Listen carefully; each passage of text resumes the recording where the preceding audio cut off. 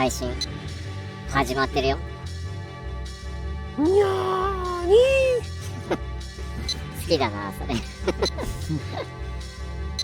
大体なーにで始まるね。これにするか。これを。まあね。いい買い物じゃよ。毎度。結構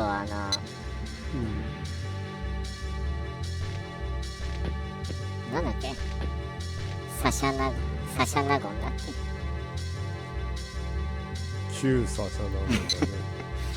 好きだよね、サシャナゴンのこと。クールポコね。これにするか。これを。いい買い物じゃよ。カイジャリ水魚って呼ぶよ。毎度。そう。でもまだどっちも浸透してたけどね、その場合は。まあね。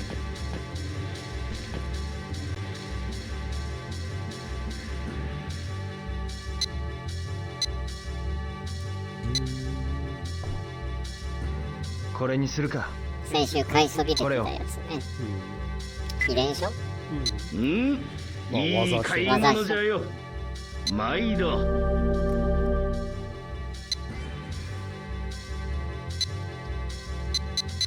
でまあ先週に引き続きね、今週もシェンムー2を遊んでいるっていうね、第8回目パート8になるのかな。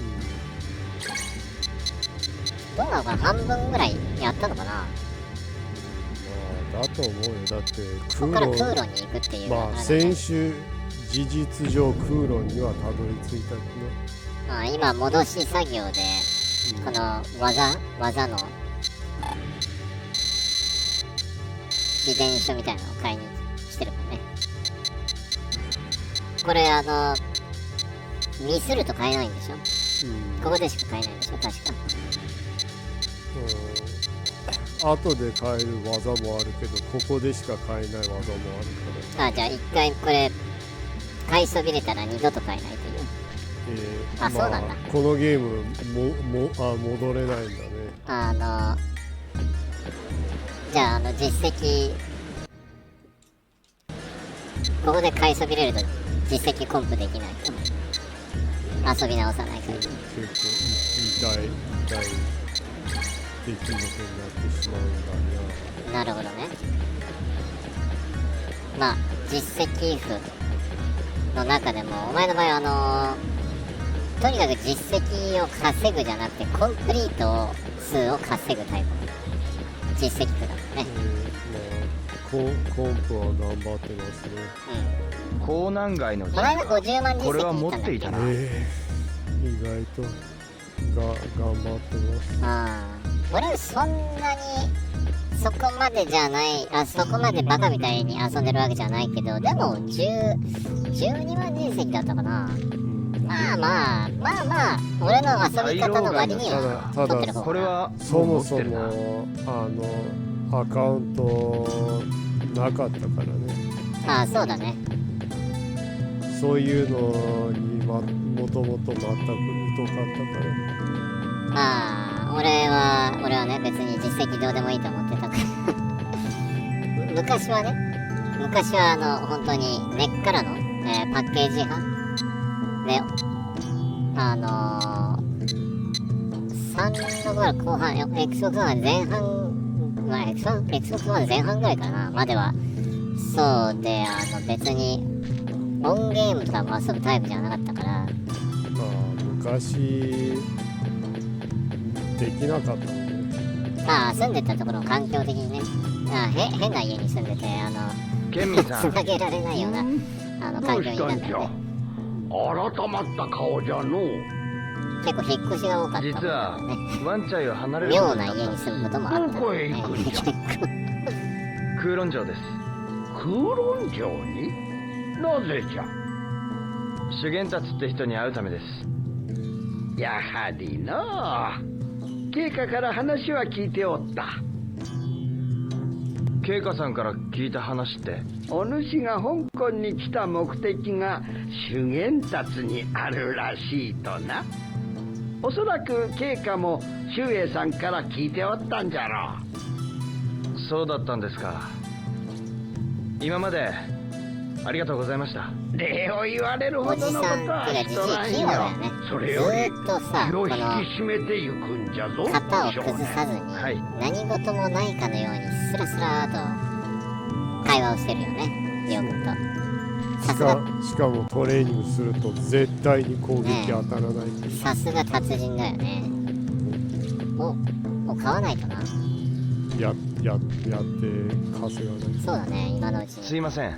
ガチャガチこれもャやってくれよ、なんか集めると兄ちゃん。実績もらえるの。いやこれはない。やらせてくれ。まだ。ワンじゃあの方は台選んでくれ。あ50個集めるみたいな。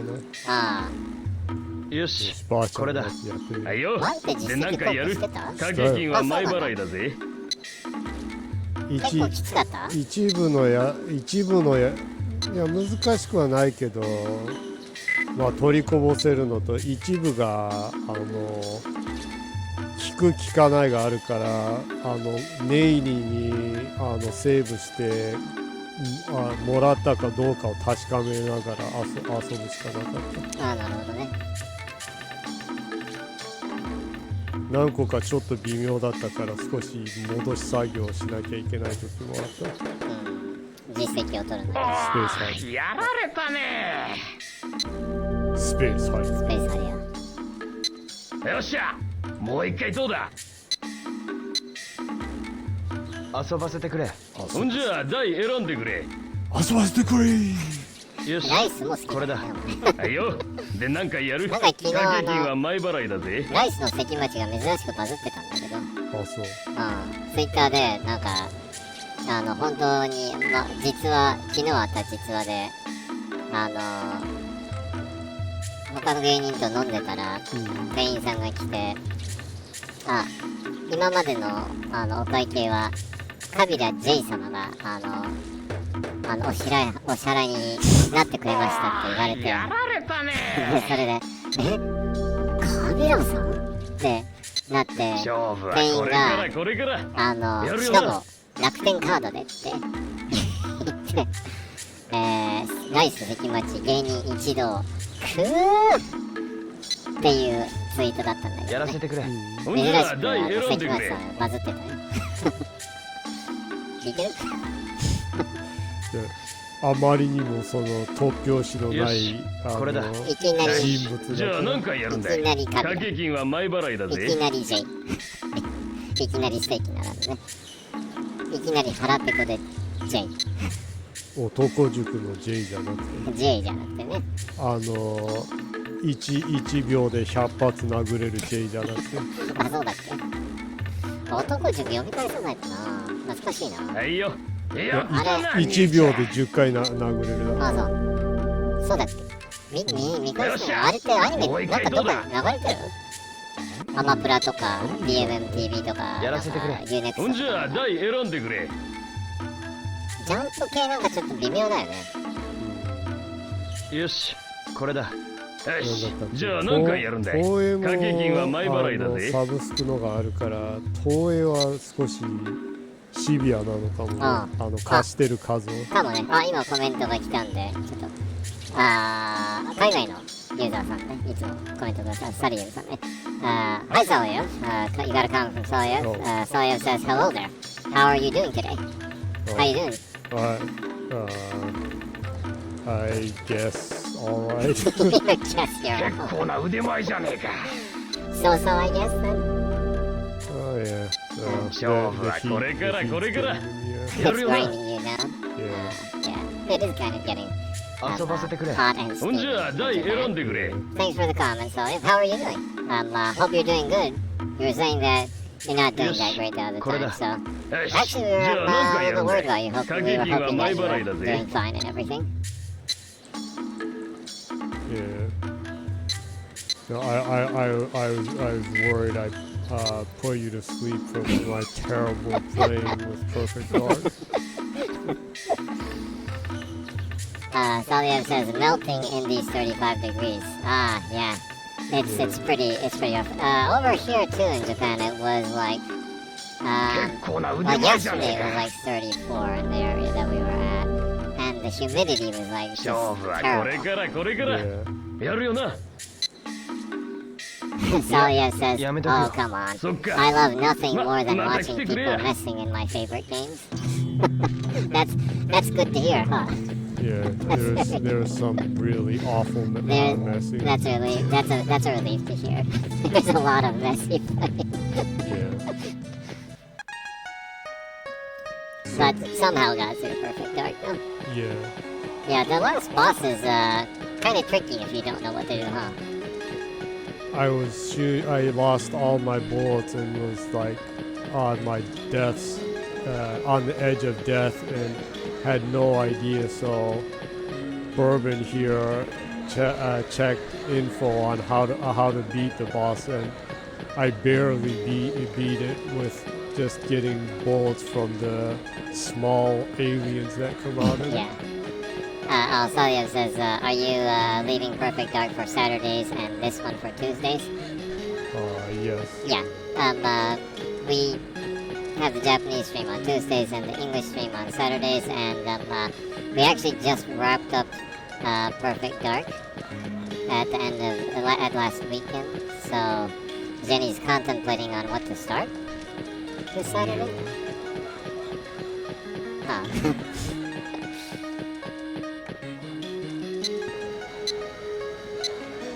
Saliev says, oh damn, I missed that. Oh, well, don't worry, it's probably still up here on Twitch, and if not, in a couple of days, Jenny will put it up on YouTube if you don't mind watching a lot of sloppy play. Yeah. It's pretty sad. Yeah. Saliev says, oh no, I don't worry. Again, that's a relief to hear.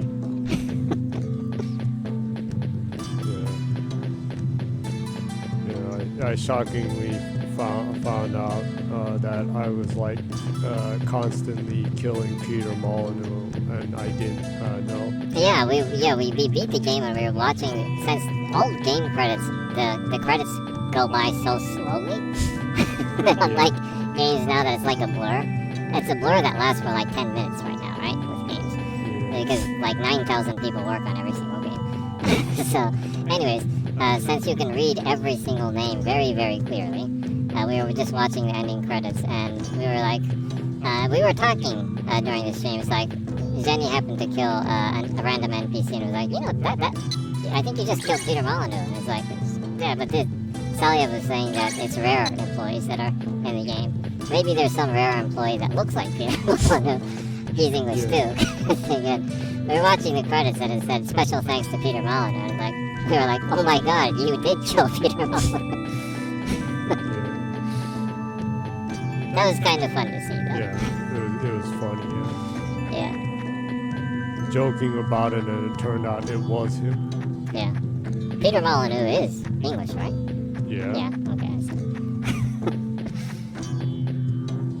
I mean, Fable is insanely British humor. Yeah, Fable is insanely British.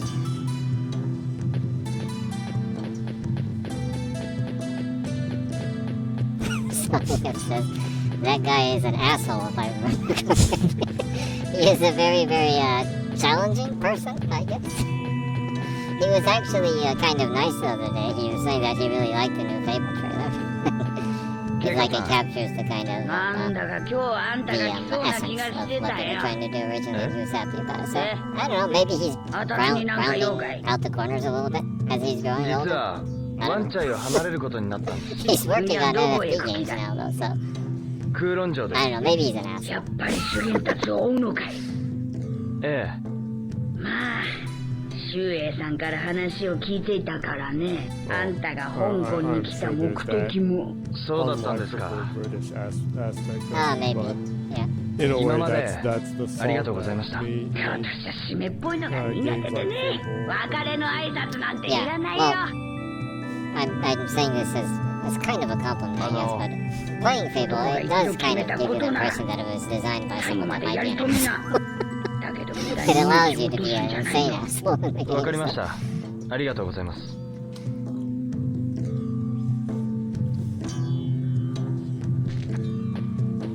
Which I totally was in the game.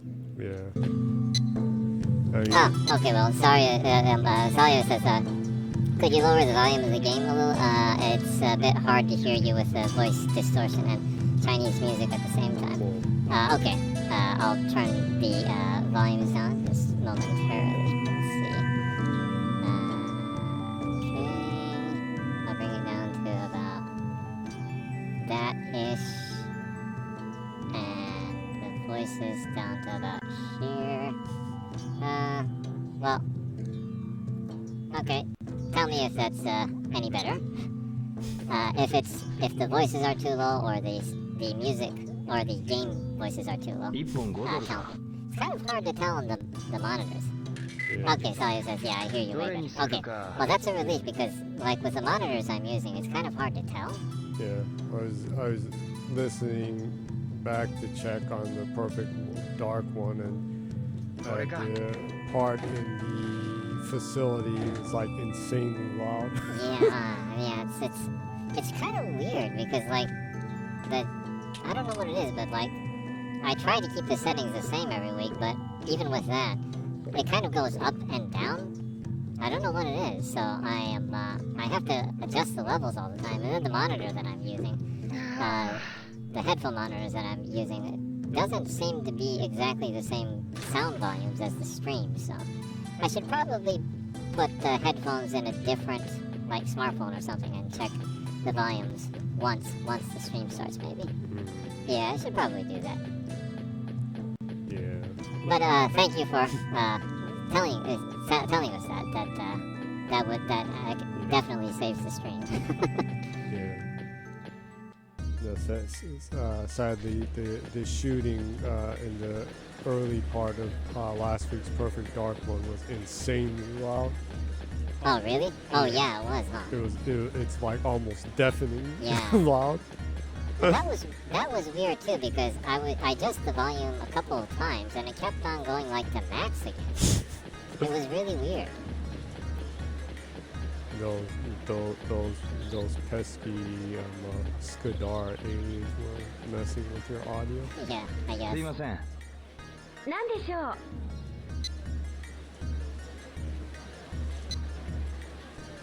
最賃外はどっちですか一緒に行きましょう Sawyer か。 says the only important thing about a perfect dark stream is the knocked out head wobble. There was a lot of that. Unfortunately, the Skadar aliens don't really wobble that much when you shoot them, though. Yeah, I kind of missed that toward the end. sadly. Yeah. And also, the enemies that you fight toward the end are like better trained, and they're like more, I don't know, they're like more firm or something. So they wobble a little less. Maybe they're a little bit more professional. Yeah. And they don't scream, I'm gonna die, or help me, as much as the other dudes at the beginning. Yeah, it lacks that funniness, huh? Yeah.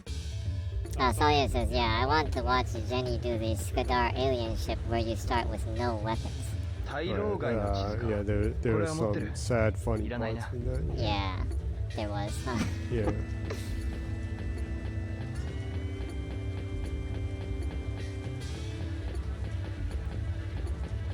It totally duped me with that knife. Yeah. Sawyer says the funny thing is that the reptile part is the armor, and the actual Skadar is the worm that is behind the head. Oh, really? That's interesting lore that I didn't know. Strange. Yeah, I was wondering why their form factor is like that. It isn't very organic looking in a sense, but it being armor, a protective armor, that makes a lot of sense now. Yeah. That's some pretty good trivia / lore to know. いやあ、お兄ちゃんだ。いらっしゃい。 I actually ここが would シャオメイのお like 店 to なの see か how they would do the シャオメ Skadars イ、お with 母さんを手伝っているの。 偉いな with the reboot シャオメイ of は Perfect Dark.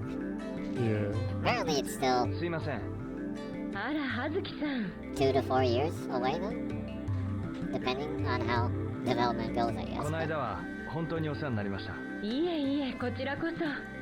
All room. 慣れない香港で大変でしょ。 Yeah. Well, I'm sure it'll get done quick though, since Crystal Dynamics is also working on it. Yeah, they have about 400 extra people working on it. 正面ねえねえ聞いて聞いて Sawyer says it depends on if they do another prequel or if it's a sequel. Yeah, they haven't been too clear on that yet either. I'm assuming that it's probably a reimagining of よかったな the entire thing. お父さんが帰ってきたらお兄ちゃんに紹介 At, する at か the ら very ね least, the beginning setting was at this point. I think was supposed to be some eco war kind of thing going on.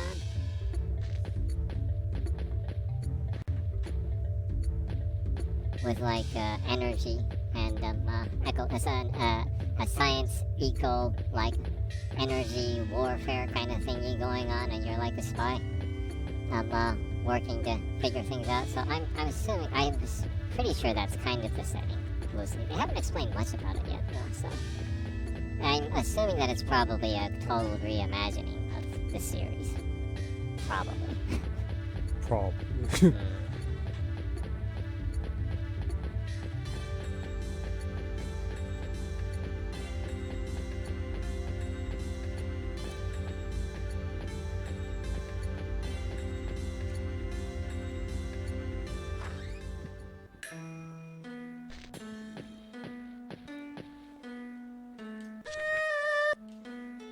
醤油さんおお、いらっしゃい。実はワンチャイを離れることになったんです。何か事情がありそうだな。空論城に行くんです。風論城に。So just to make sure that 修験達って人に会 you うため have です。 kind of an idea of what's going on. 風 Jenny 論 is 城は危険なとこ walking ろだ。 around town saying 油断 goodbye するな。 to the どんな状 masters 況 that にな have ろうとも冷静に判 trained 断するん Gil だ。 Hazuki in Kung Fu 武徳の before タ he ンです leaves ね。 off to Kulon. 肝に銘じておきます。周英さんにはもう話したのか。 Yeah, because our Yeah. boy is Mother desu. polite. 文部病に行ってこい。はい。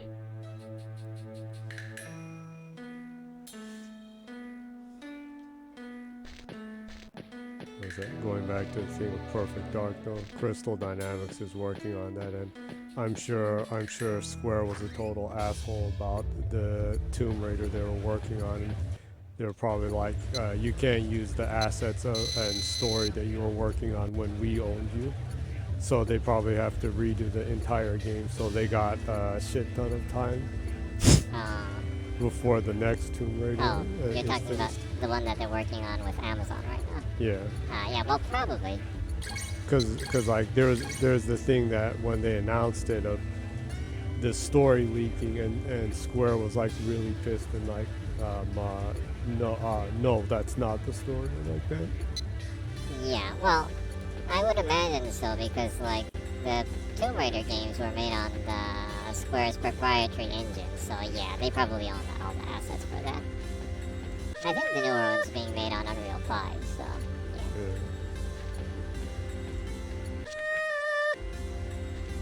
すいません。はい。 Yeah, I did hear that, like with Tomb Raider, there was a lot that they needed to cut out of the development of, and like the storytelling was changed drastically a couple of times during 栄光 production. 街の地図か。これは持っていた It な。 kind of feels too. The story is kind of all over the place. So Yeah, I thought Laura had that real like lesbian vibe with her friend in the first reboot one, and it turned out that she was going to be lesbian, but Square wasn't fly with that, so apparently, yeah. they omitted her friend from the second one. Yeah, that's why she suddenly disappears and never comes out again. Yeah. Yeah. 伏線街 Which の is 地 kind 図。 of もう持っていた too な。 bad. I mean, I don't really mind. Either way, if that was the creative vision of the people that were making it, but you know, if the publisher is like, nah, we ain't gonna do that, then you know, I generally like the developers to have control over what they wanted, the story they want to tell. So, kind of a bummer, in my opinion.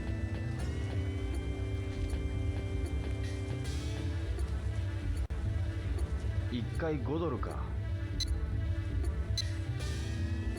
やってみるか。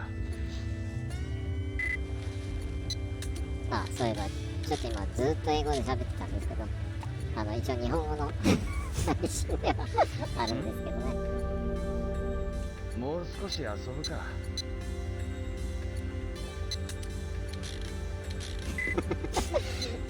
ちょっと待ってください。ちょっと今また英語のコメントが来たんだけど。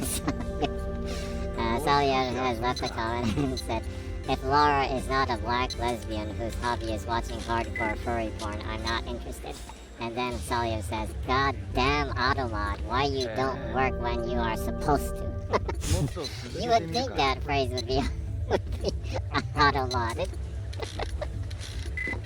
I guess the auto-mod for Twitch doesn't mind black lesbians whose hobbies are watching hardcore furry.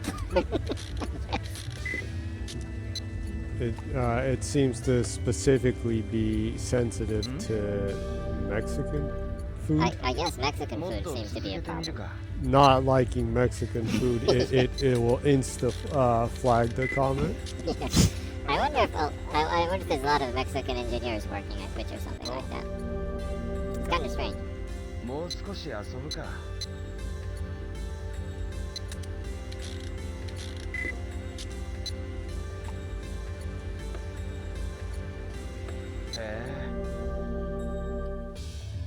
もっと続けてみるか。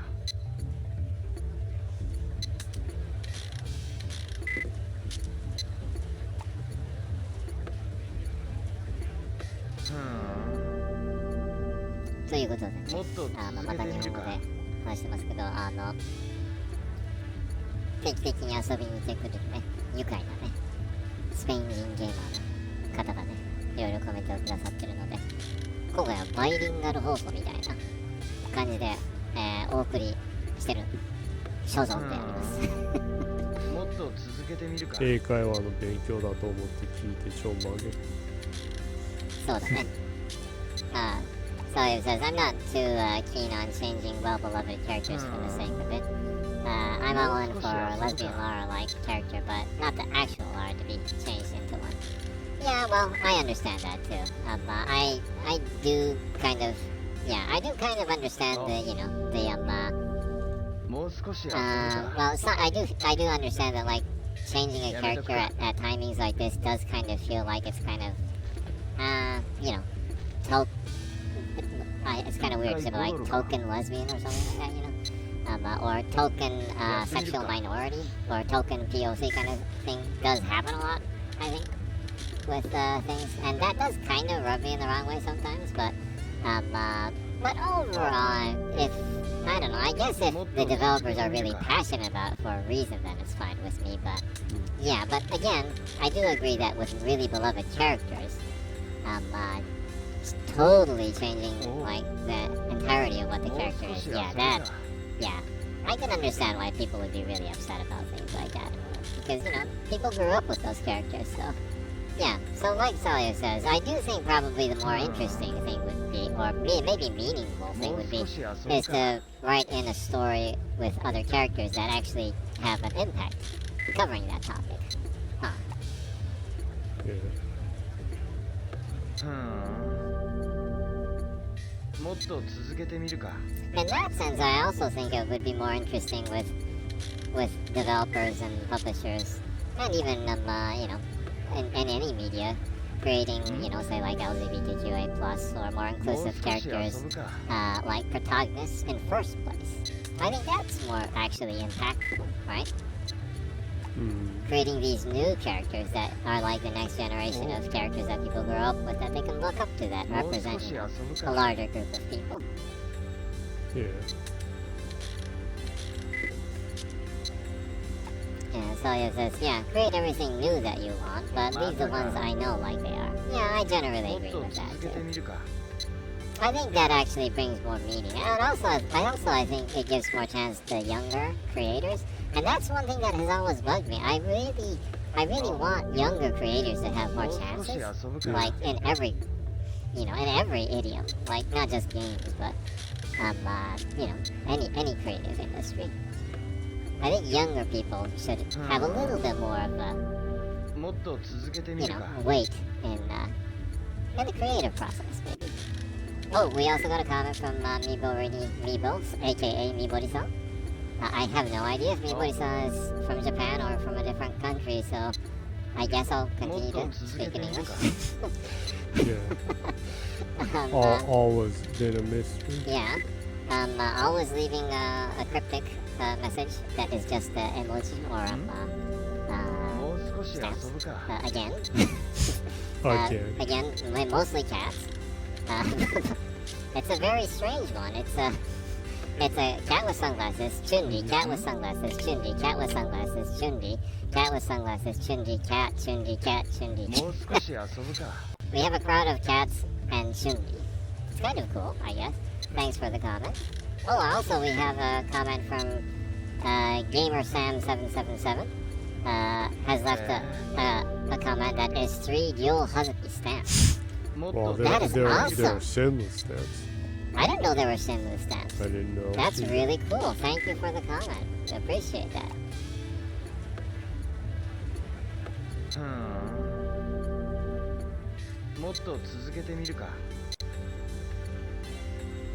Somebody says maybe they're trying to say Neko-chun. Ah, maybe. Maybe it's a furry Chun-Li reference. Oh, also Gamer Sam has left a comment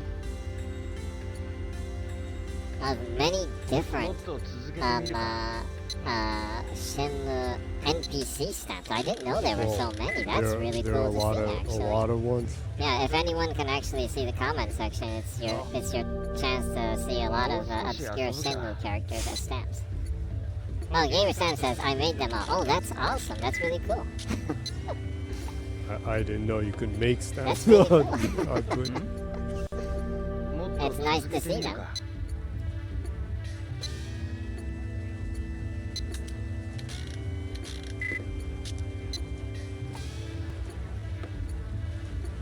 I like the I especially like the Ryo, the Hazuki Ryo one looking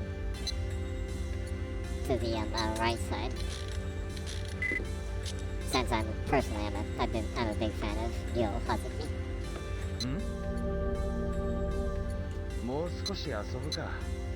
I like how like serious. Yeah.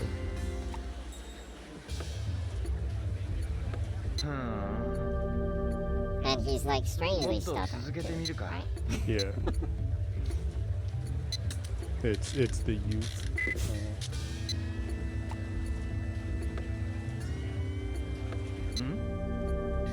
Getting a whole bunch of these Union Lizard trucks.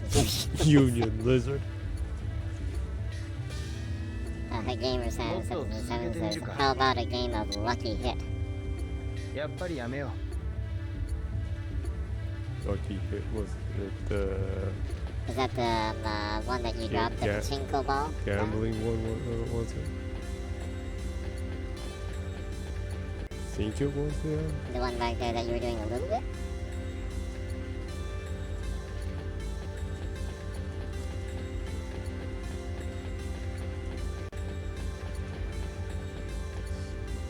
Back over here.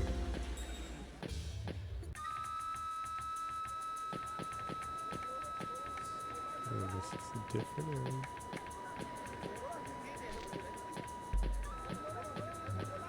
Actually, I haven't seen you walking around here that much. I only kind of walk through here, yeah.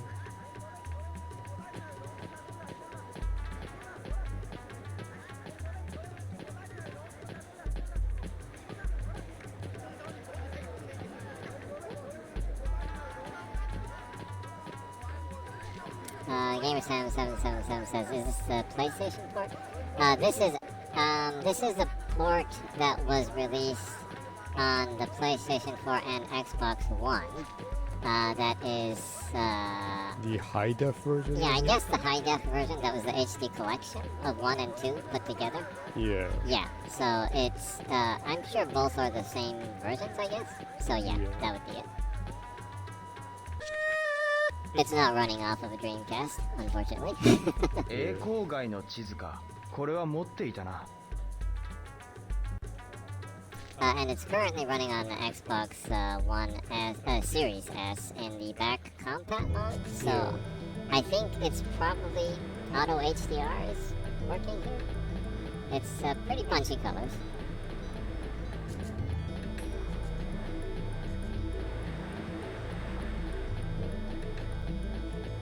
It's almost like Kamurocho.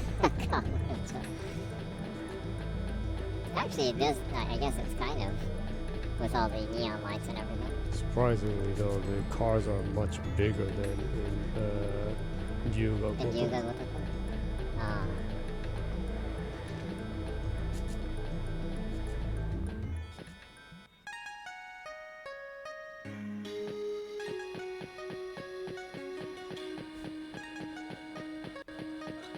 Well, you are absolutely lost looking for the lucky hit game.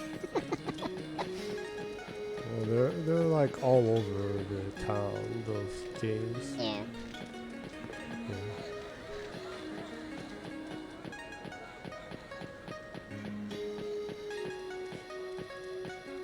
Every once in a while you bump into these areas you didn't notice even existed. Yeah. It's interesting because you've actually been playing this. This is the 8th week you've been playing this. And there's a lot of areas you've been walking around a lot, but yeah, there's these small areas that you haven't walked around before. Yeah. For an older game, it really is pretty detailed, huh? Yeah. The map overall. It's kind of maze-like even, so. Yeah. There's several other ones in this area. Wait, no, it wasn't.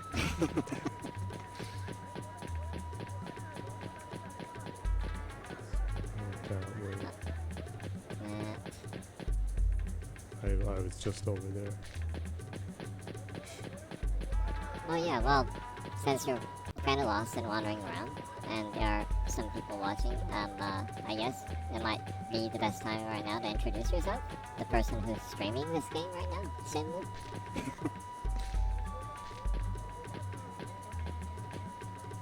I hadn't introduced Nope, myself. you haven't. Just normal. Yeah, it's just Jenny. Okay. Yeah. So Shenmue is being streamed by Jenny right now. Pronounced like Zhao Zhao Gabor. If anyone remembers, they're probably similar age as us. What was that? すいません。ガチャガチャやってくれよ兄ちゃん。やらせてくれ。ほんじゃ、台選んでくれ。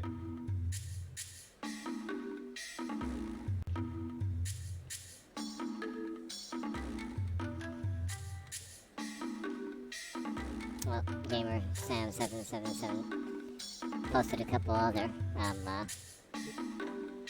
stamps from Shenmue.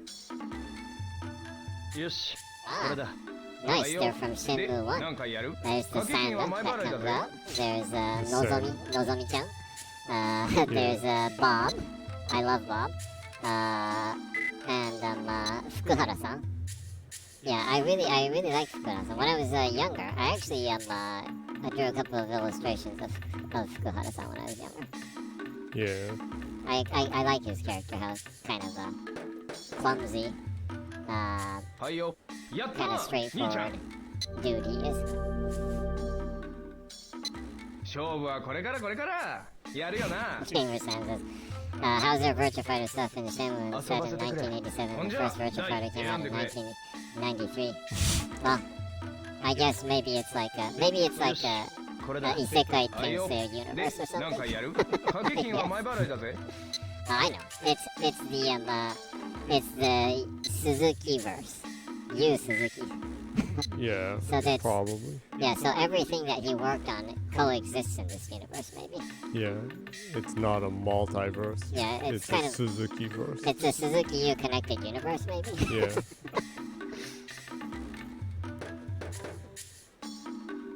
結構な腕前じゃねえか。 Gamer Sam 777 says Suzuki verse.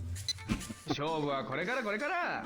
やるよな。 That's a new entry into the multiverse. Huh? The Suzuki verse. やらせてくれ。 They can throw that in both 選んでくれ。 the Marvel and DC versions of them. Yeah.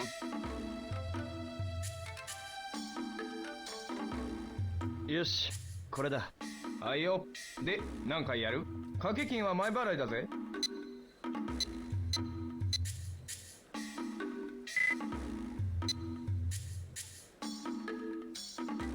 haven't gotten which ones of these ones so far? Oh, there are a bunch of them. Oh, really? They're based off of the gacha ones, so.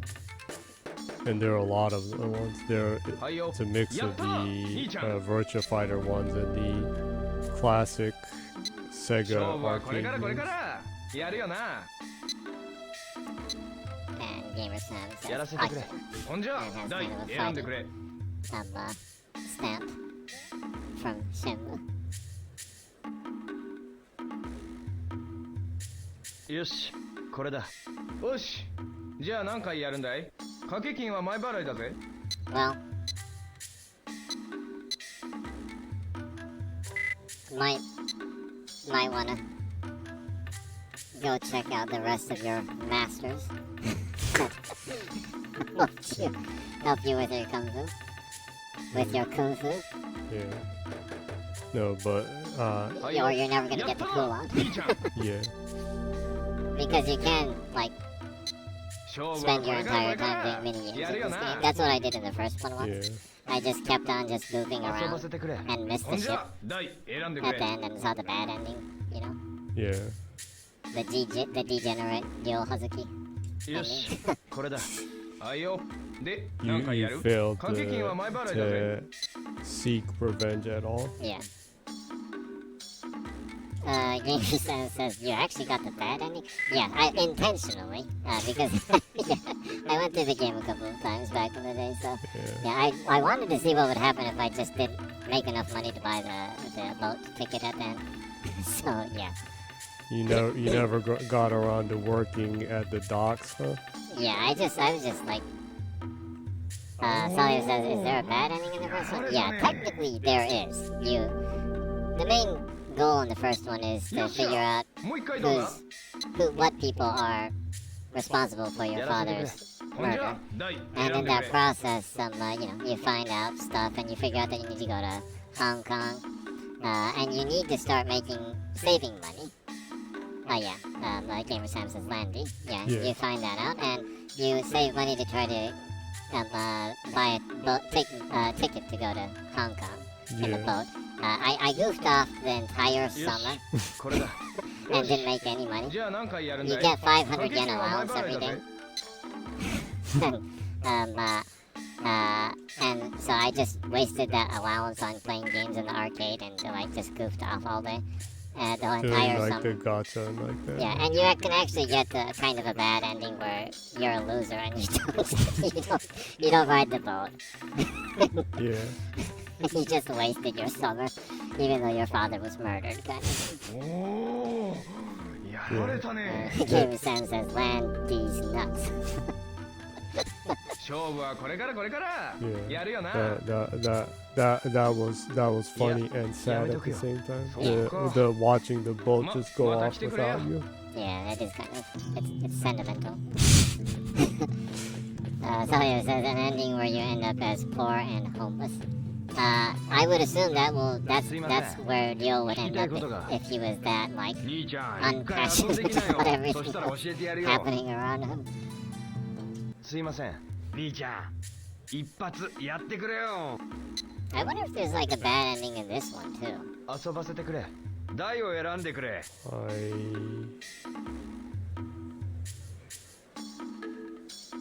I don't know. I'm just about to go to Kulan. Yeah.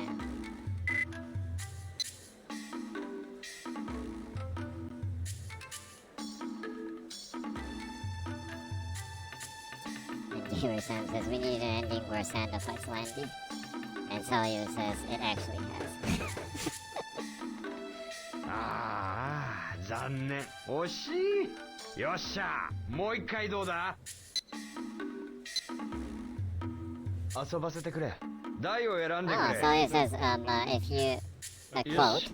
これだ。 However, if you don't progress through the game fast enough or waste lots of time, then there is a bad ending for each game. Oh, so I guess there is a bad ending for Shenmue 2 also then.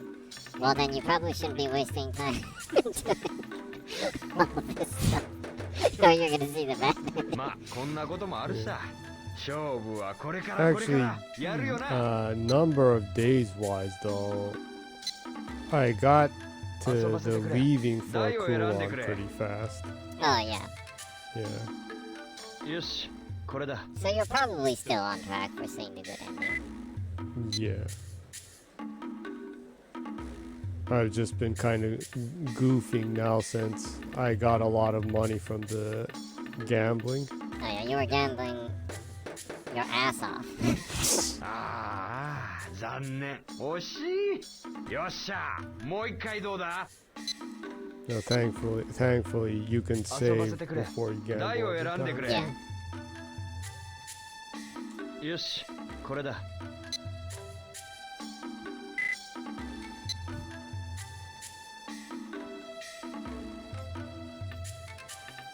And what exactly do you get with this minigame? Is it just gambling?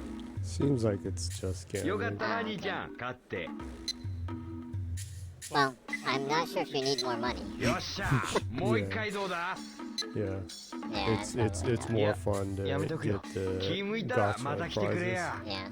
Well, also, were there any other of the 4 masters that you haven't talked to yet?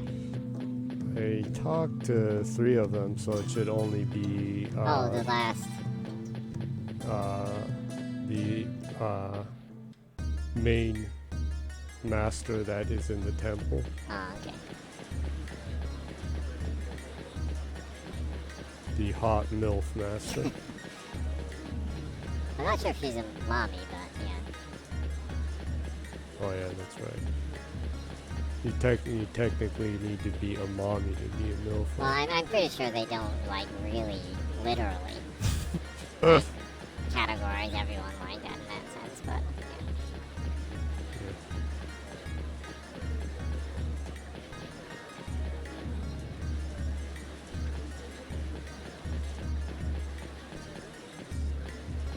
Yeah, Ryo seems to be kind of strangely attracted to her. He's kind of like nervous around her when he's sleeping in her room and stuff like that.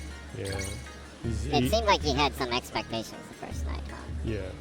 He had that weird look on his face. Yeah. Like, what? I'm sleeping on the couch, and she's like, yeah. Good night. There was that kind of weird tension right there. And it's weird because he's not like that to girls his the same age as him. So I guess he's not like that to Nozomi or Joy in this. He's Yeah, kind of so- cold to Joy, even though she seems to be attracted to him. yeah. So I guess he has a fancy for Older. older, women. more mature ladies. I guess. Yeah. He's got a thing for the ladies.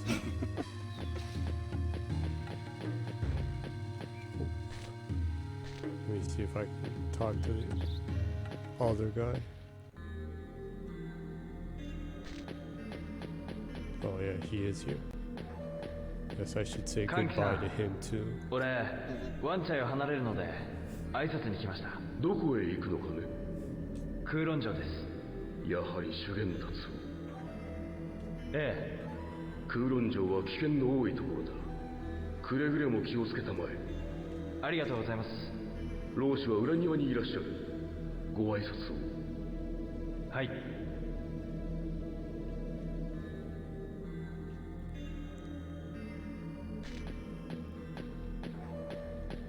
No, it's so strange because he seems older than her, and yet she is the master fighter. Yeah, I guess he just really, I don't know, maybe he wasn't as dedicated or something. You would think he would be the master, but the master kung fu artist there, but yeah, he's like an apprentice or something. 空論城にどうしても行くつもりなのね。はい。 I guess like Ryo, he 義とは was distracted 正 by しい her ことのために partners. ためらうことなく行動する At that age? たとえ義を破ることになっても俺は乱定を許さない。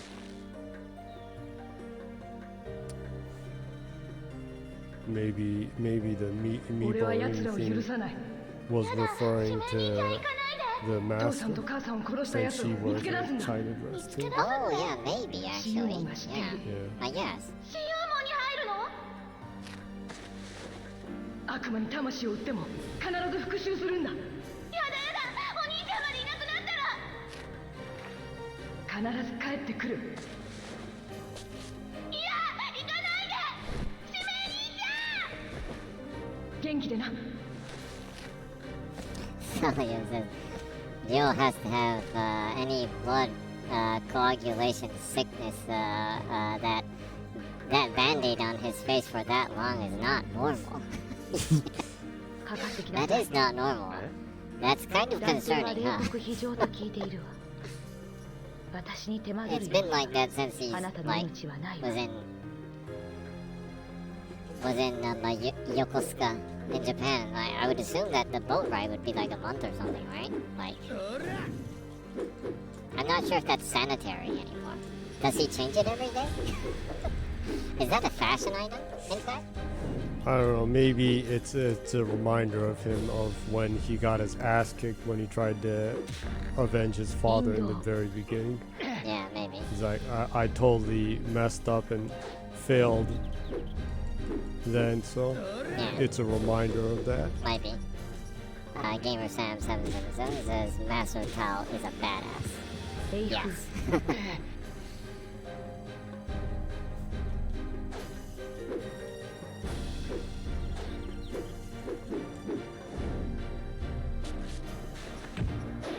海清潔。断定ならあなたはもう死んでいるわ。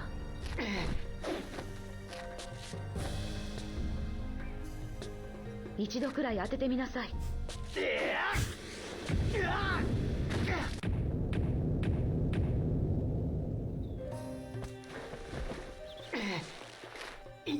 今の技は外門長中八極拳六大会の一つ。 Gamer Sam says, who's your favorite Shenmue 1 character? 六 What 大 you 会 think? この技を覚えてから行きなさい。 It's 俺に a この技を hard one. 外門長中は攻撃をかわしながら相手の懐に飛び込み、 So he says, is that how you write you've been conned in Chinese? Maybe. 相手の力と攻撃が重なり威力は破壊 Favorite しない。 character? まず型を教えるわ。重心を後ろに移す I のと like 同 Bob, 時に but 腕と足に力を込め、 also the guy that works with you on the forklift, Oh, the black guy with the check shirt the check shirt? that manages the forklift races. Oh. Yeah. He's your favorite NPC? そう、体さばきはそれでいいわ。 Yeah, 次 so は一歩下がる something のと同時に腕と amusing 足に力を about 込め that, るのよ。 yeah. やってみなさい And his strange dedication to the forklift races. Oh yeah, Gamer Sam says, Mark, and he actually put up a Mark stamp. That's awesome. 重心を後ろに移 Thanks す for の。 the stamp. In my case, hmm. 無駄な力が入ってるわ。 Like, Sam says, is it true in Japan they race forklifts before work? 無駄な力が入ってるわ。 Believe it or not, it is not true. I wish it was. Actually, the area that we live in, there's like a factory behind us that like 無駄な力が入ってるわ。 the forklifts go around the streets that people cross. There's like even like a school zone and stuff like that. We kind of live in a crowded edge of Tokyo area where there's a 無 lot 駄 of な factories 力 and が入 stuff. ってるわ。 One of the factories around here, like there's like a master 無駄な力が forklift 入ってる dude わ。 that works だ there いぶ手こずっ that ている can わ like ね。もう totally 一度説明した方がいい。 maneuver around quickly with one hand while he's looking Yeah. back. And he's a master at the forklift. Yeah. Kind of like just, Mark, I guess. yeah, one just seen it a few times, but he like makes circles with the Yeah, forklift. he's really good at it. He's got some mad forklift skills. Yeah, probably because the factory is right in between like housing areas and stuff that with like small streets and stuff. So 重心を後ろに it's 移すのと dangerous, 同 so 時に I 腕 guess と足 you に have to 力 have を込 skill. め、肘を打ち出す。これが外門長中よ。 But yeah, I'm pretty sure やってみなさ he い would beat everyone's ass in a forklift race if there was Yeah. one.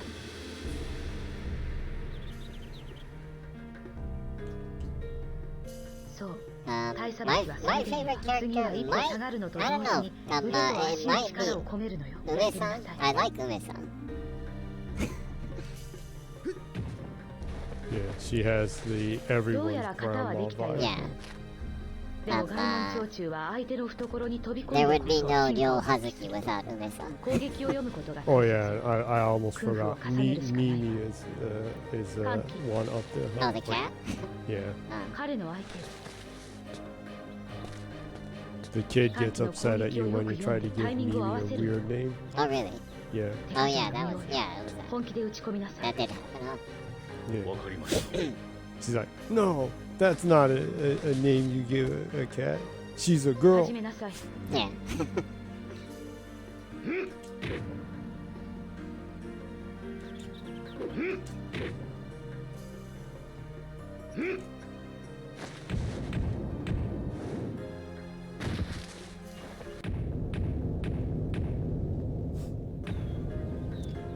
And Gamer-san put up a couple of other NPC stamps.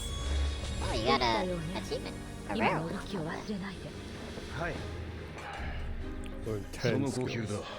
どうやら掴んだようだな Salio says, I Another. named my black What in your cat mouth? Oyuki, so you can imagine how bad I お am 前 at の naming 命が anything. 心配なの I don't know, I kind of like Oyuki.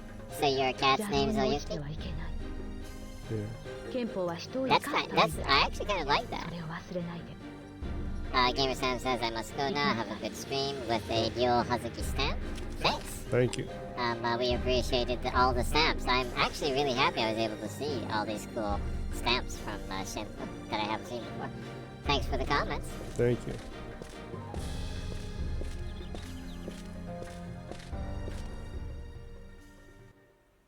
And Gamerson left a Twitter link if anyone would like to follow. Sawyer says I have cats named Oyuki, Koi, Hayate, and Tomoe. Oh yeah, I like all those names actually.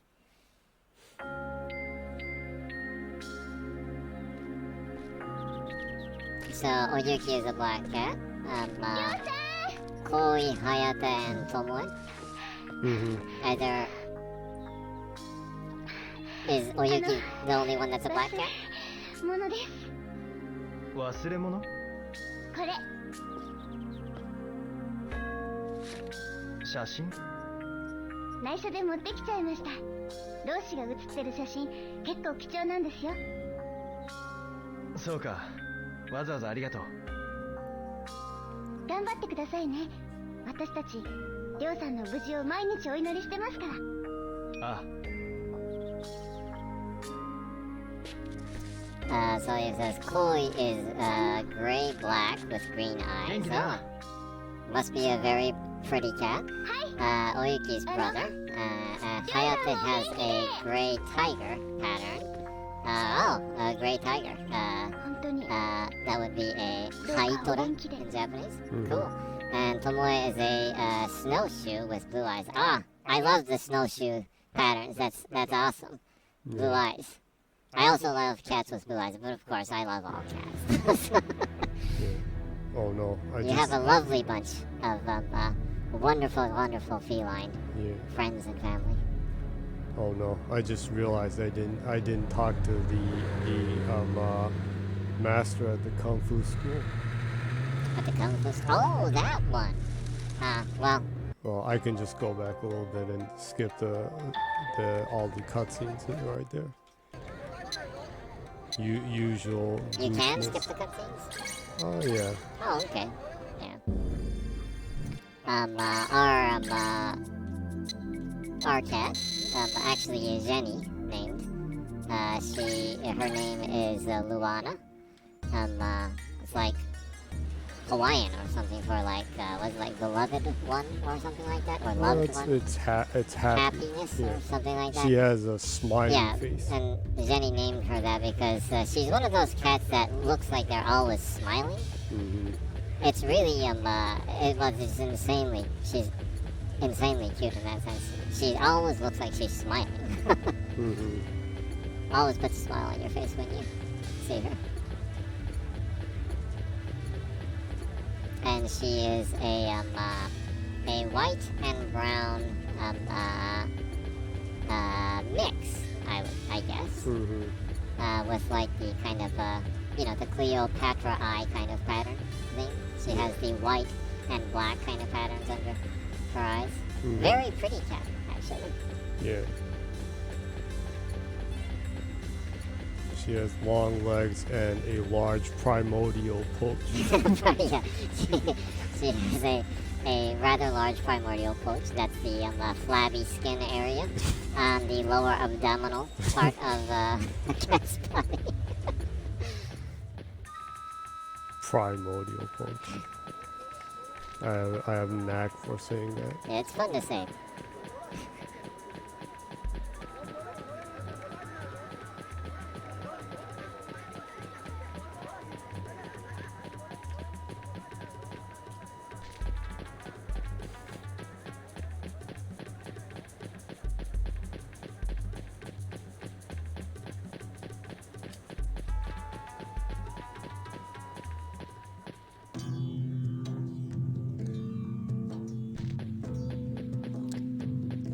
So I got scared shitless the other day because Tomoe disappeared for 2 days. And she is dumb as heck, so I was crying a lot thinking she was dead. She jumped on my bed at 3 a.m. and then I obviously cried again. Oh, that's awesome to hear, and that's even listening to that is frightening to me too. That, as a cat owner too, that's the scariest thing. Yeah, and in our case too, we don't like. We've been fortunate enough that all the cats that came to our houses just kind of ended up hanging out with us, and we kind of owned them. I don't really like to use the phrase "own" even, you know. Yeah. Yeah, we're blessed to be able to share space and time with them. But yeah, that's one of the most frightening things that can happen to you, especially for cats that are pretty like free-spirited. Yeah. Yes, because some cats are really like that, so. Well, one cat we had, it just drove it insane being inside the house. It couldn't stand being in the house. Yeah. He was a real fighter. Yeah, he always loved roaming the woodland areas and fighting raccoons. We really tried to keep him in the house, but he just would not allow us to. So sorry, yeah, I live in an open area, so they come and go, but this one never got out, and I had another cat, Ame, so last year, so imagine how frightened I was. Ah, man. We had that happen. Yeah, there was a cat, his name was Haru. Really, really friendly cat. And it hung out around our house all the time. No, that was Moko. Oh yeah, Moko, yeah. Moko. He hung out around our house a lot, but he was super friendly. Yeah, he was friendly to everyone. Yeah, to everyone. But he really liked hanging around in our house and slept in our house most of the time. But like people in the neighborhood would pet it and whatnot. He was a pretty free-spirited cat too. So yeah, so like our neighbor, we're pretty sure our neighbor. I wouldn't say catnap because he was a free-spirited cat, but our neighbor's like granddaughter came over at the beginning of New Year's or something. And she seemed to really like him. Yeah, so we think that probably he was adopted. But as long as he was treated well and happy, I have no problem with that, I guess. But it was really, really sad though. Yeah. Theoretically, we did not.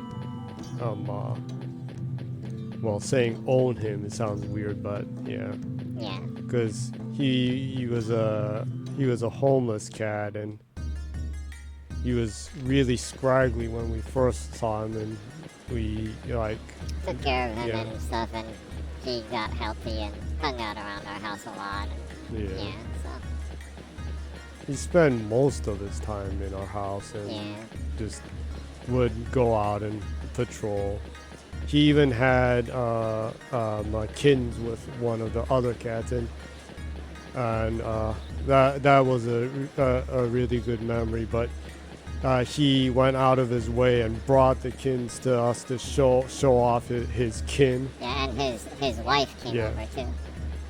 And he and his wife came over and showed off the kittens, and then and then after playing a couple hours, they took the kittens to a different safe place, kind of thing. Yeah. That was actually really cool. Yeah. Yeah.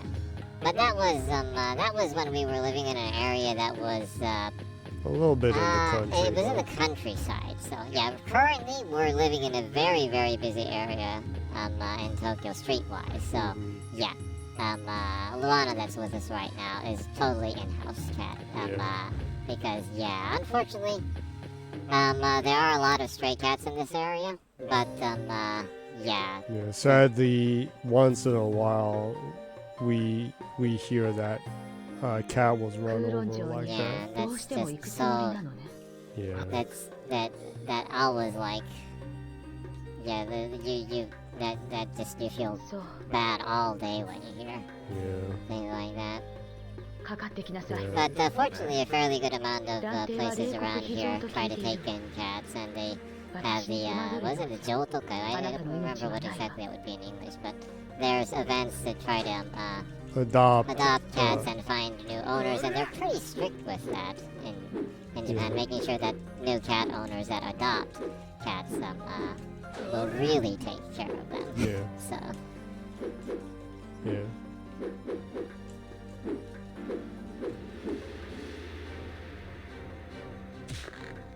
インド。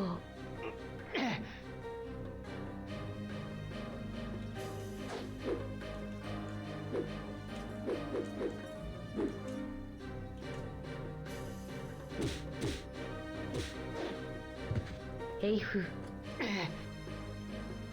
ちょっとまたちょっと日本語で喋ってるけどお久しぶりの日本語ですけどね。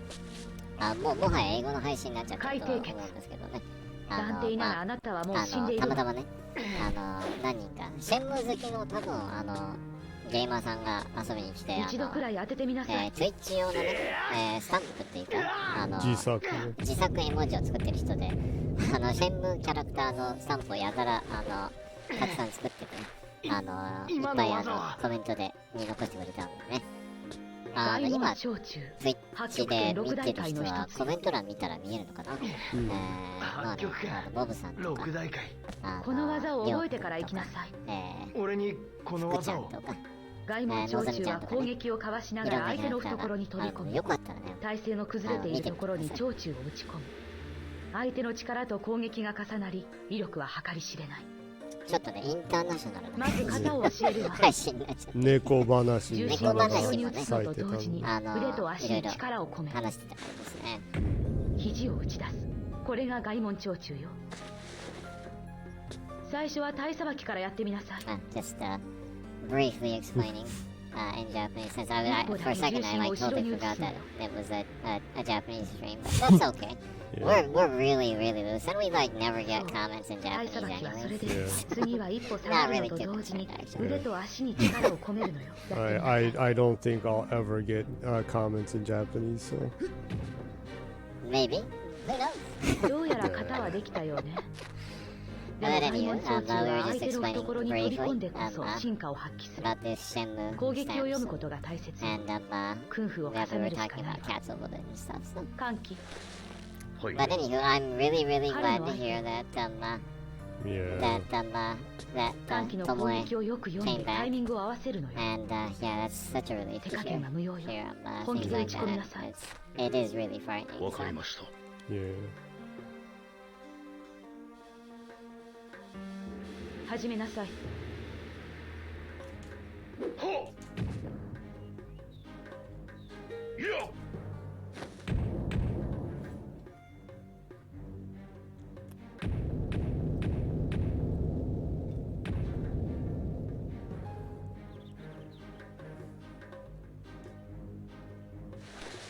できたようね。今の動きを忘れないで。はい。その呼吸だ。どうやら掴んだようだな。なぜ俺に技を。 Sadly, the free spirited one that. Oh, 俺の命が I just looked over and it just looked like a comment. Oh yeah, Sawyer says it is. I lost cast of the most horrible things in the trios. That's actually mine, Oyuki, Koi, and Tomoe. I would lose my mind if anything happened to them. Especially since last week I had to put down a dog, so I'm not in a good mood with that matter. I'm so sorry to hear that. Yeah. Yeah, that must have been really hard for you. Yeah. My condolences to you. Yeah, it's already it's always really, really sad to part with family like that. Yeah. Sawyer says thanks. Well, I'm sure your dog was a happy dog to have shared their life with someone like you that really cares about them like that. So. Yeah.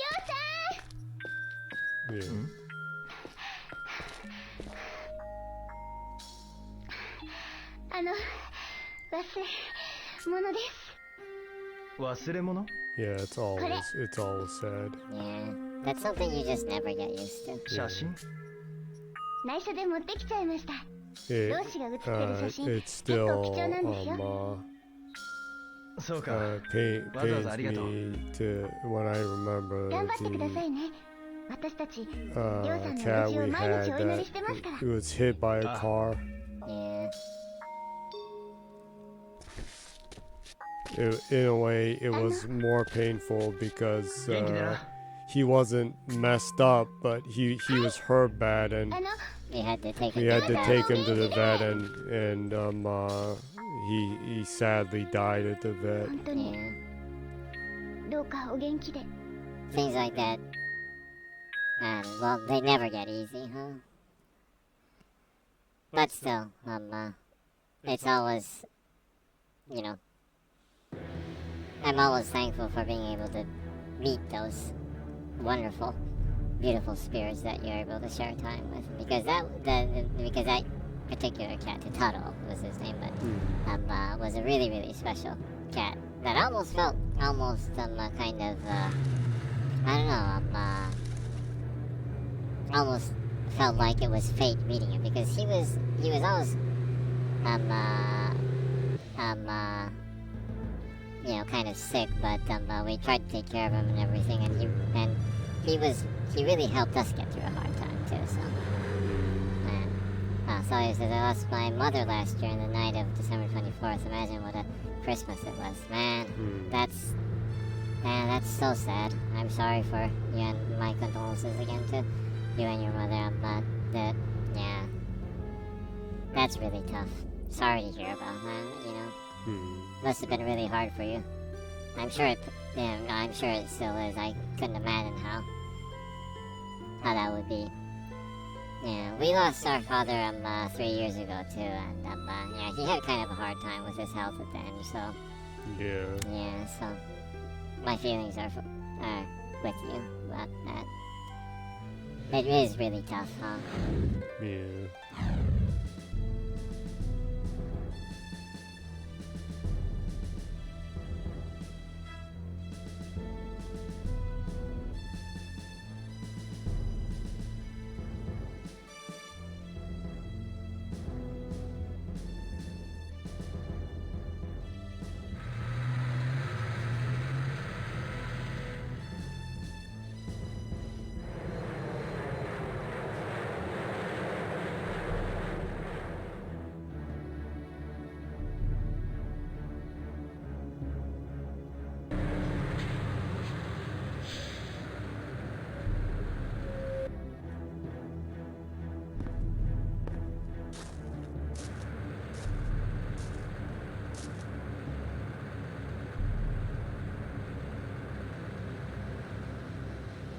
Celia says, congratulations on your arrival on Texas. I don't know, maybe Texas does look like this right now. It's probably a dumpster fire. Yeah. Well, like, Tesla Motors is there now, so I would imagine it would be like this. Yeah, a lot of people are like trying to leave Texas Yeah. now. By the way, just to make sure that anyone isn't offended, Yeah, I'm sure there's a lot of great people living in Texas too. They just have really shitty politicians. Yeah, they have some really, really bad politicians. They have a brain dead African guy who thinks he's American. That's Oh, you're talking about Elon Musk. Yeah. Yeah. Yeah, and they also have a politician that is from Canada that thinks he's American and from Texas. Well, there are all these people who think they're American that come to Texas and fuck the country up. Yeah. So he says, yeah, I mess up with everyone and everything, but I really mean no true harm. Just cracking some laughs. Yeah, absolutely. Yeah. We totally get that too, and yeah, we're like that too. We mean no harm either, so just making sure that if anyone happens to be listening, that's no harm meant. I'm sure it's a great place, and then there's a lot of great people from there too, I'm sure. Yeah. もしかして日本からかの Now everyone should 案 know 件 I 論には love もう行った Zydeco. かな well, like with Johnny Winters from Texas, I love Johnny Winters. Stevie Ray Stevie Vaughan. Ray Vaughan from Texas, I love Texas blues, so Texas わかりまし Shuffle. た。どう Some も of。the best blues music you can hear.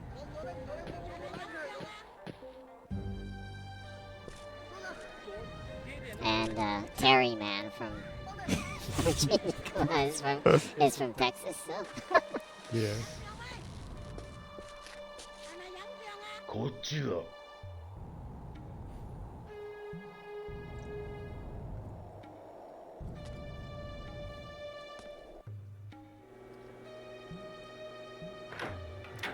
is Kinnikuman. I wonder if like Kinnikuman. I'm not sure if Kinnikuman really like made it out of Japan. Huh? Was it popular anywhere outside of Japan? I never hear like foreigners talking about Kinnikuman at all. クソガキが I don't know. It 俺 is 様を待たせ it る is ぜ mainly a 10年 comedy, I guess. So yeah, I guess it would be kind of a tough one to translate. しばらくここを It also 覗い has て a lot of like cultural 安 puns 全なの and か inside jokes too. ああこいつらが見張ってるからな I think people would like it though. I mean, やがでけえ it's 空論 it's でどうやっ wrestling て and 資 it's 源たちを探す comical, つもりだお前 and に yet は it's 関係ない serious when it needs to be. Sometimes. そうはいく Dramatic, I guess. てめえには金の匂いがするついてこい嫌なところに案内してやるやん。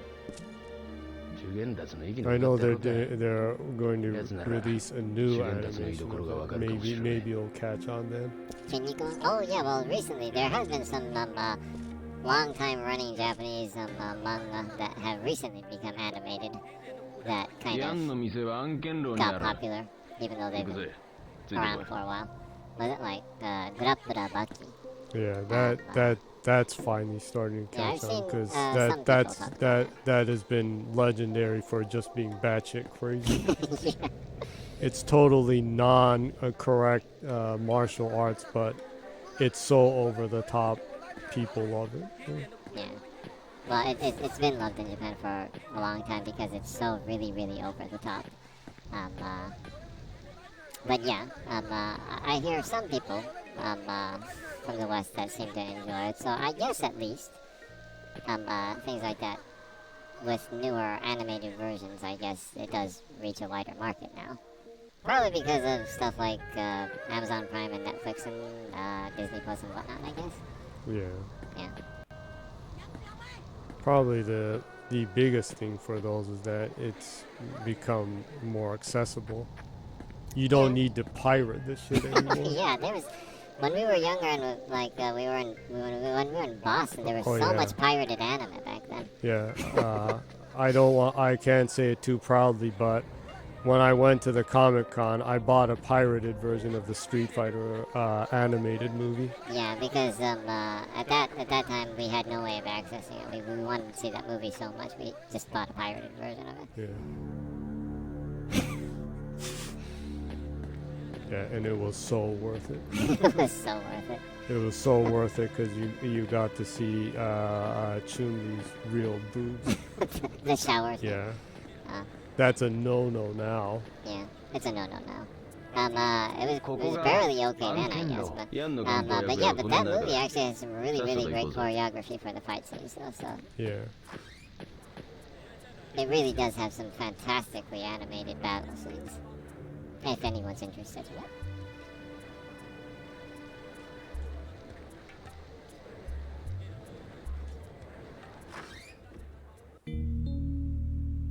ここの2階にアンの店、案件漢方がある。行くぜ。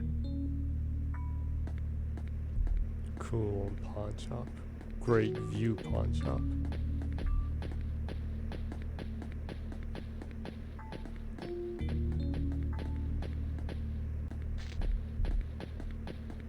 I know that kind of reminds me, it goes back to the thing about Laura Croft being lesbian or not. 案件漢方。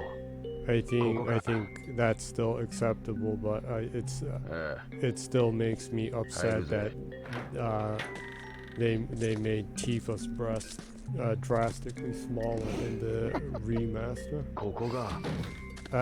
Those things always really offend me. It's like boobs are evil or something. For Christ's sake, there are people that have big boobs. That's like saying that there's something wrong with those people. Yeah, depending on how you take it, I guess you can take it that way, yeah, too. So, yeah. Well, I guess that's a design choice too, but yeah. You kind of know why they made that design choice. これで本当に情報屋なのか。この店からじゃ想像できねえだろ。But then again, I know. There's an insane amount of like mods for the game on Steam if you want to revert it to the 何ぐずぐずしてんだ。呼び鈴を押しゃいいんだよ。So, where there's a will, there's a way, I guess.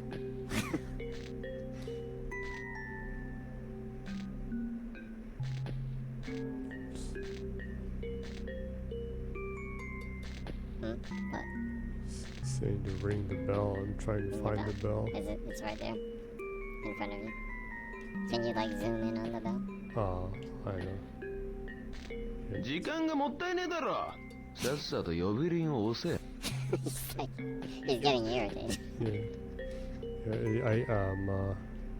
You need to. What damn it. The zoom thing. What the? Why is he not doing the zoom look? RB button? おい、いい加減にしろ。呼び鈴をして、ヤンを呼べ。He's getting super irritated. I'm totally pissing him off. I'm trying to. レン、一体どうやってヤンは情報を？奴の仕入れルートは香港一だ。金製品だろうと闇ルートで仕込んでくる。レン、みんな見かけないものばかりだな。日本に漢方薬屋はねえのか？あるけど入ったことはない。てめえは病気に縁がなさそうだしな。Oh, there it is. なんだか作業の途中みたいだな。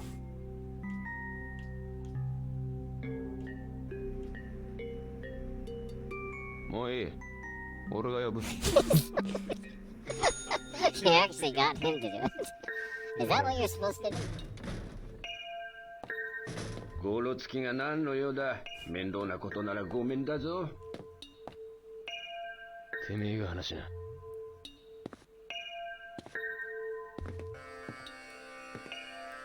修験達さんに会いたいんです。主義？知り合いという証拠はあるのか？確かに主の印が押してあるな。わかった、主に連絡しよう。竜気楼で会える段取りをつけてやるよ。竜気楼？そうだ、竜気楼で男を探せ。黒い服の男だ。黒い服の男。そいつに合言葉を言うんだ。そうすれば主のところへ案内してくれる。竜は眠らない。竜は眠らない。すまんが大事な薬草を調合している最中なんだがね。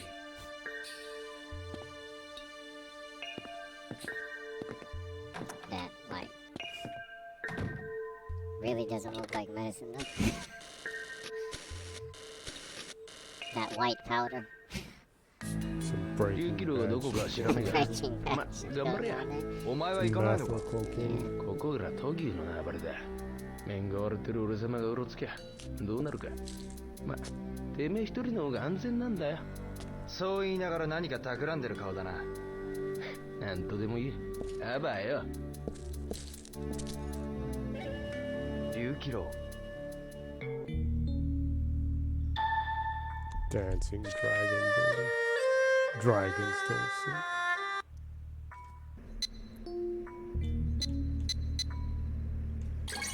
I don't know why, but I didn't get the achievement for saying goodbye to all the masters. Well, I have a save right there. I'll just have to go run. I don't know, maybe I was monkeying around too much with the gacha. Maybe. Also, well, this has absolutely nothing to do with your gameplay right now, but I was just thinking right now, most of the stream has been in English, right? When you put this up on YouTube and you do like the AI, like text, translations, I wonder if it'll turn it, if the majority of the stream will be turned into Japanese then. Since it's in English and not the other way around. Interested in seeing if that will happen actually.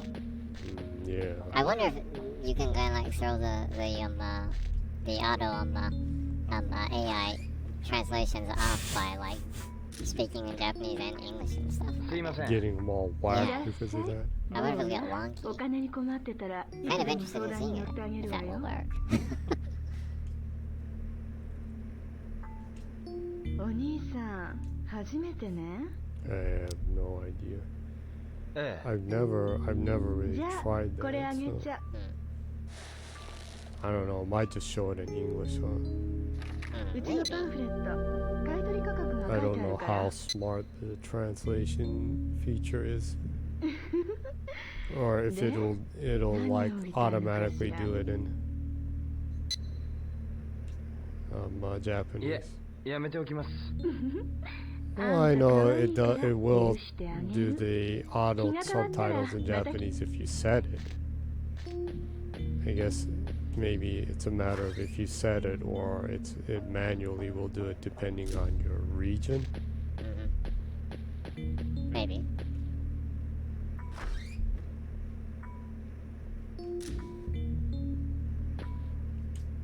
お客さん、うちは初めてじゃな。えじゃあ、これを見なされ。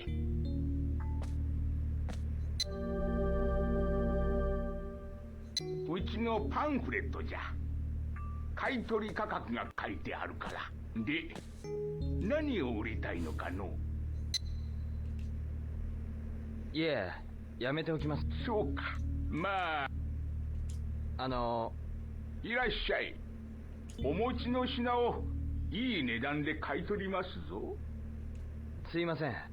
はい。いらっしゃい。お金に困ってたらいつでも相談に乗りますよ。I appreciate how like really distinct the faces are for all the NPCs in the game. Yeah.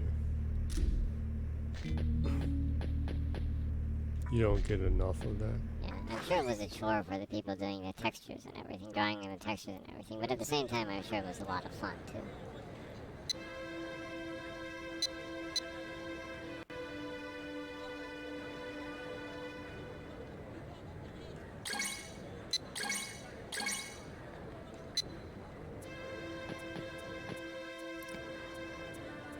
Here, ちょっと唐突にね、日本語、これ日本語の配信をやってて、日本語で聞いてる人が今いるかどうかわからないけどね。地図を売ってるな。 YouTube にね、これを載せて日本語配信って言っても伝わらないという。県外の地図か。これでバイ迷わリンガル配なくて済むな。信って書いた方がいいかもしれないけどね。そうだね。まあ、ここでね、空路にね、着いたっていう。しばらくではあるけど、ということでね、だいぶね街並みも変わった感じにはなってるけど、今後影の中上半身裸。姉さんに怒られる。今後ここで働いている。ユウも働くか？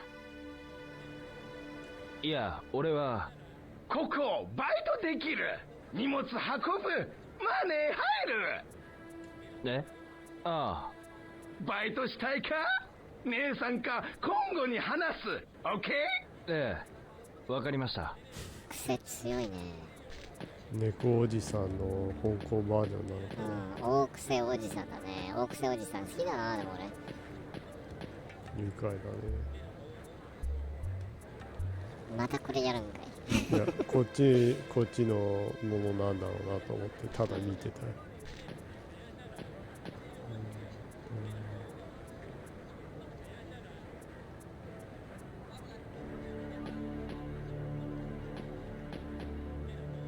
ただまあ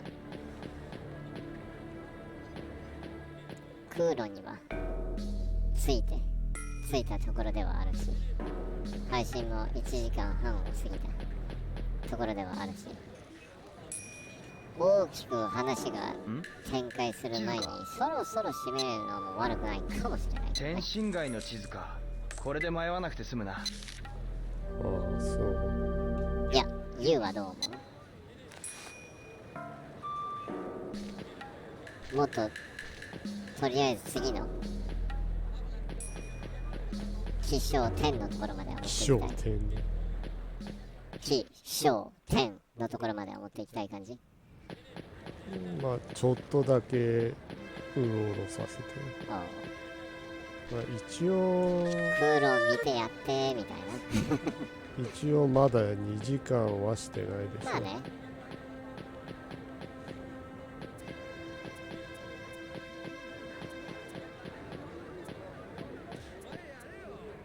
ここでね、結構英語でずっと喋ってたんで、日本語に戻すべきかどうかは悩んでたんだけど、地図を売ってるな。一応ね、このまま英語で突っ切ろうかなみたいなそうだな。もうちょっと思ったんだけど、まだね、一応日本語でもね、自己紹介をしてなかったしっていうちょっと日本語に戻さねえとなと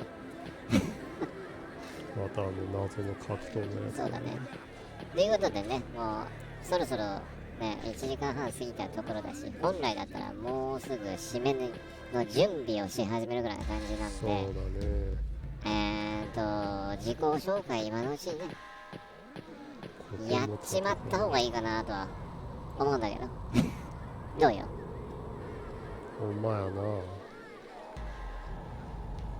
自己紹介した方がええかもな。せやな。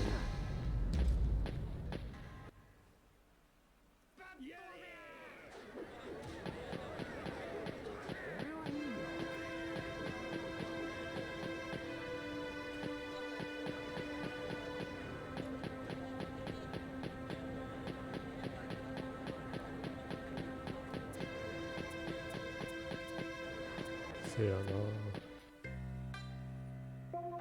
何が一番しっくりくるかね。しっくりくるとかっていう問題なのかな。白線街の地図か。これはもう持ってるな。あれだね、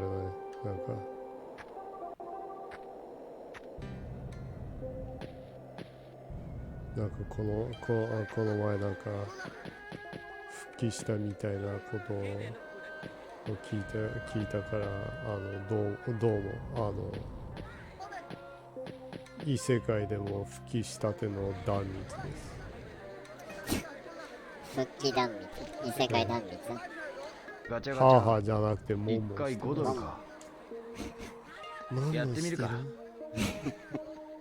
モノマネがクオリティがね、でも異世界だからね、クオリティも下手くれもないよね。異世界版だからね。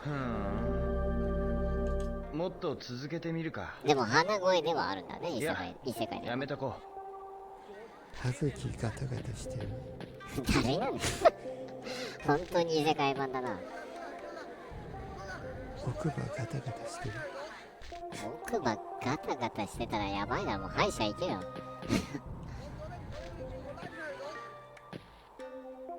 指突っ込んで奥歯ガタガタしてる。してるはおかしくない？それ本来その恐喝というか脅迫みたいな感じで使うやつだね。奥歯ガタガタ言わせたろかいみたいなあれなんじゃない？いい大人は自分で奥歯ガタガタさせるから。いやちょっと意味わかんないんだけど、それちょっと何言ってるかわかんないですね。わからないキテレツすぎてね。キテレツキーテレツ思いつきで喋るキーテレツって言ってふと思い出したな。私のもう一つの仮の姿を。仮の姿？どうも異世界テレンスリーですここに来てもう一人登場人物が増えるっていう珍しいパターンだね。ニューパターン。ニューパターン？異世界テレンスリーまあちょっと愉快だな。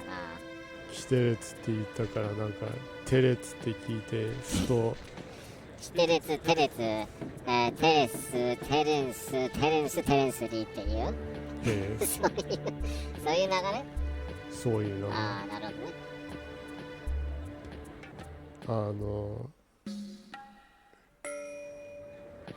そのソフト下ネタキャラのついでに元傭兵でもあるっていう、ハードなキャラね、そっちは。いや、やめとこう。だいぶね。ということで、異世界断密改め異世界テレンスリーっていうこと断密改めテレンスリーってどういうことだよ。あれ上位いるじゃん。あれ本当だ。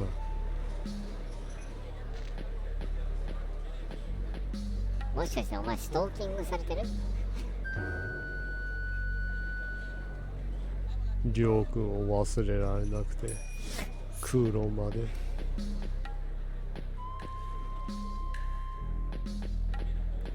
りょうくんの奥歯をガタガタさせたくて。いっぱい5ドルしようとしてないそれ。いや、やめとこ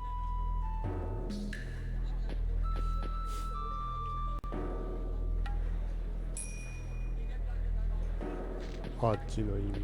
あっちの意味で奥歯ガタガタしてるってもうハードすぎるだろお前それ。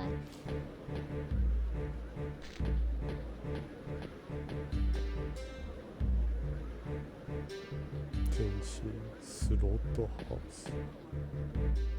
スロットあるんだこっちに。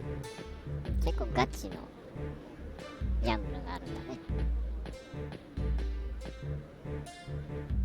でなんだけどまた言うけど異世界テレンスリーでいいわけこの配信やってる人。まあ異世界断密だけど仮の姿が異世界テレンスリー。もうどんどんハテナが増えている。キロここか。よし、ここで黒い服の男を探そう。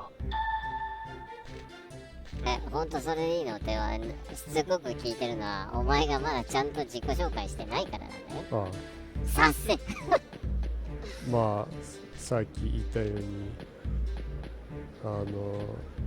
異世界断密ことジェニーです。ジェニーね。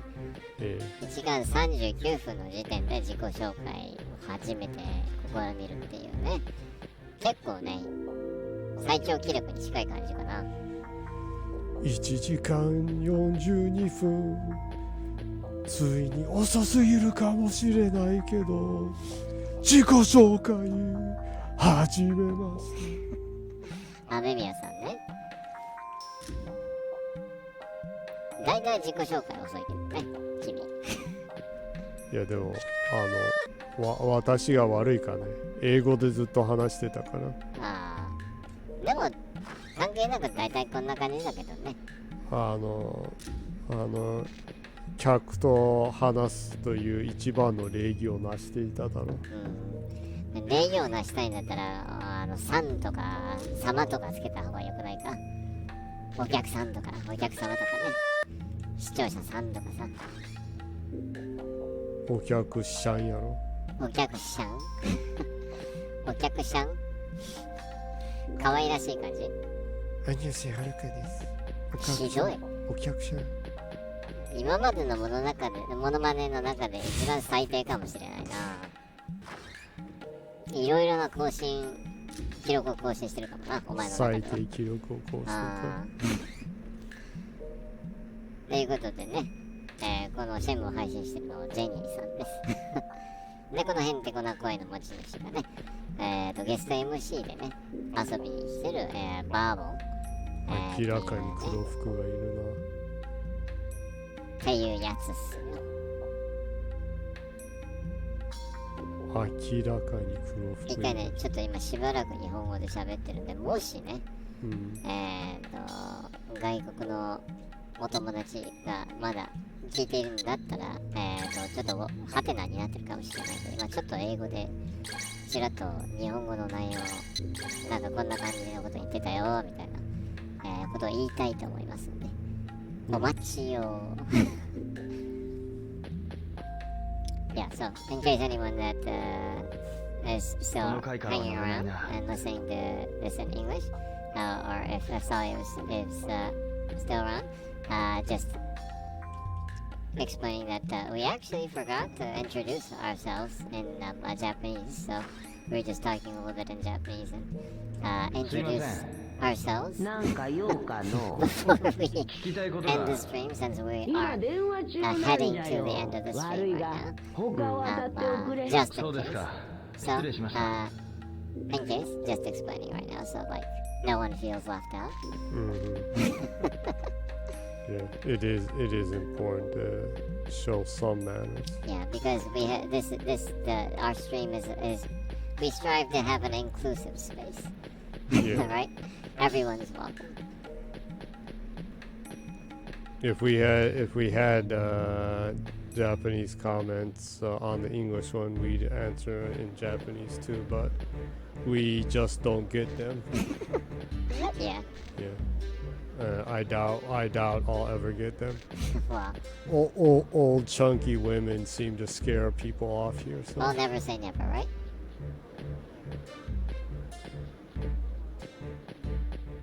ということでね、今ちょっとね、英語でね、念のために、ちらっとね、説明した所存であります。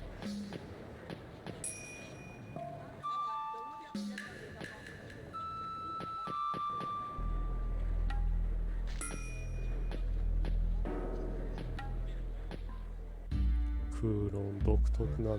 独特だね。上ちょっと見てみて。どれぐらい、建物どれぐらいとか、そこ思ってたこと高くねえな。でも後ろのが高いんじゃない？あ、確かに。あ、でもそうでもないな。もっと中心行かないといけないのかな。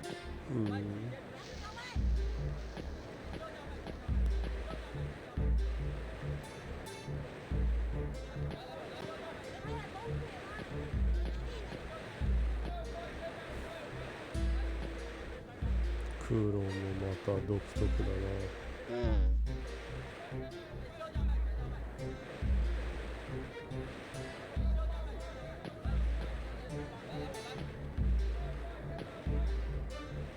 バーチャのガチャだね。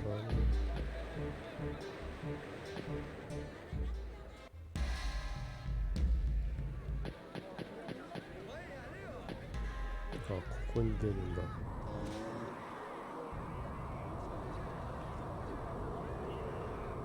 格闘場多いな、こっち。確かにね。武闘派な街なのかな。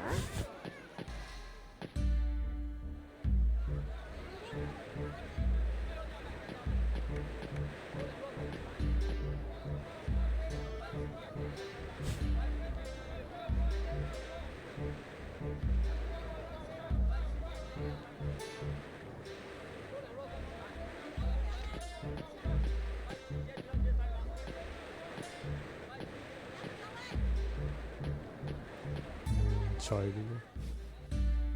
ムーンチャイルド懐かしいね。懐かしいね、確かに懐かしいね。90年代を思い出すね。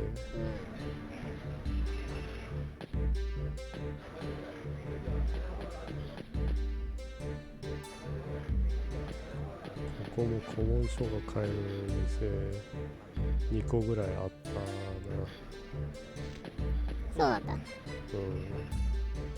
一発電気、一発電気、百光電気、空論電気、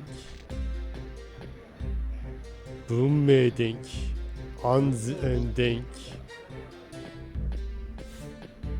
気、いろんな電気あるな。大吉電気、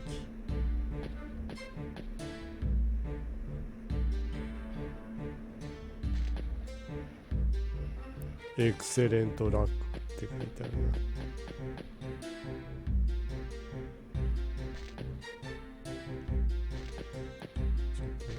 ょっと上がってみようかな、2階に。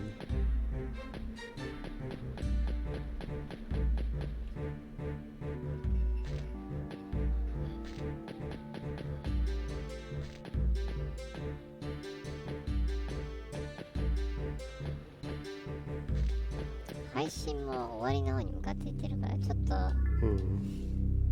もう情報もズバババーンってズバババーンって言えるほどの時間はないから、まあ、とりあえずちゃちゃっとね。いやもう言いなさい。ちょっとしたものだけね。あなたに命じます。ズバリ言うのです。まあ必要最低限のことはね。ズバリ言うのよ。じゃあ言わせろや。ズバリ。何回ズバリ言うのよ、言うんだよ。じゃあ言わせろや。来週は異世界細木和子にでもなってよ。ああ、いいんじゃない。でもどうなの、個人をやるのはちょっとあれなのかもしれないな。まあいいけど、どうでもいいけど。どうでもええんかい。細木和子どうでもいいな、俺。地獄に落ちるわよ。でしょうね。あなた、天国に登るのよ。命令系なの？占ってないじゃん、それ。命令してるの？善意を司る占い師だから。だから人の不幸じゃなくて人の良さを引き出すっていう。だから天国に引き上げるわよ。それもう精神論っていうかメンターみたいなことやってるの。もはや占いじゃなくて。そうやもしれないな。スポーツトレーナーみたいな。なんだそれ。やっぱり。いや喋りなさい早く。いや何が？もうふざけるのもうやめるから。ふざけるのもやめるからって。いやだからやめるから喋りなさい。まああんまあれだから、とりあえずゲームパス4月、15日、をもって外れるタイトルが発表されたんで、まあそれをおさらいするぐらいかな。パウパトロールザ・ムービー・アドベンチャー・シティが読んでいる。子供が悲しむな。悲しむね。ゲームパスって意外と子供向けの作品がちょっとね、薄いっていうとあれかもしれないけど、もうちょっとパウパトロールとかペパピッグあるやろ。まあそうなんだけど、もうちょっと欲しいじゃん、子供向け。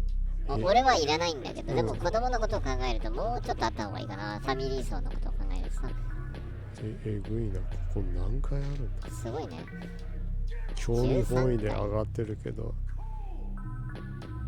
とうとう一番上に来た。14回っていうことかな、じゃあ。まあでもゲームパスってもうちょっとファミリー向けのものが多くてもいいよね。俺は不満ないんだけど、今のラインアップでも、多分もうちょっとお子様向けのものがあってもいいかなとは思うね。でまあその貴重なね子供向け作品のパウパトロールザ・ムービー・アドベンチャー・シティが読んでいるが、7月17日をもってねゲームパスから外れる。スペランキー2。洋作らしいんだけどね、これ。遊んでる人たちはみんな面白いって言ってるんで、気になった人はね、7月15日の前に遊んでみてください。あとはエグゾ1。これ結構爽快感のある、そのチルな感じのゲームらしいんで、俺はちょっと遊んでみようかなと思ってるね。結構ね、癒し系なのかな。何かしら癒されるゲームらしいんで、ちょっと竜気楼に行きたいんですが遊んでみたいかなっていうね。ああ、竜気この楼ね3作品が7月17天津街の方日でゲーに行くとムパスから始めるあるよ。 3作品わかりましたですね。どうも。なんか早くコンプできそうな、できなさそうな、スピードクリアがあるやつはな、考えてしまうな。スピードラン系の実績があるのはね、まあめんどくさくなければいいんだけどね。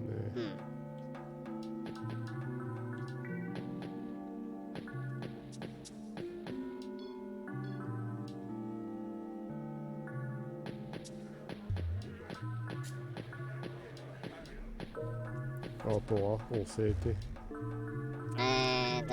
先週の、国内の Xbox ハード販売台数、シリーズ Xbox シリーズ X が279台で、Xbox シリーズ S が8448台、で8727台ね。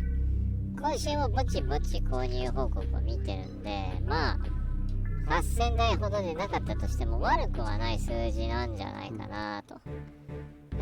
もうちょっとね、まあ一応サーフィールの発表があってから国内での Xbox の需要、が上がってるっぽいんで、マイクロソフトがね、ちゃんとハード本体を供給してくれればね、まだまだ伸びると思うので、しっかりね、ここは、スターフィールド発売までしっかり供給してほしいところだね。国内のね、そのやっぱ、本体出てないと、やっぱね、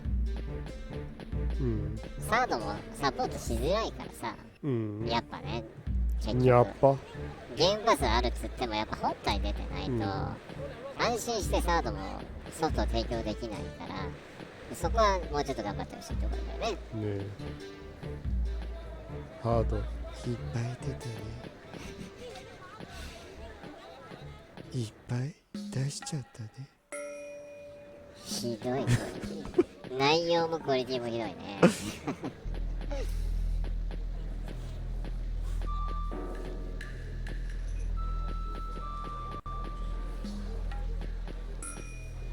もう若干古い情報といえば古い情報。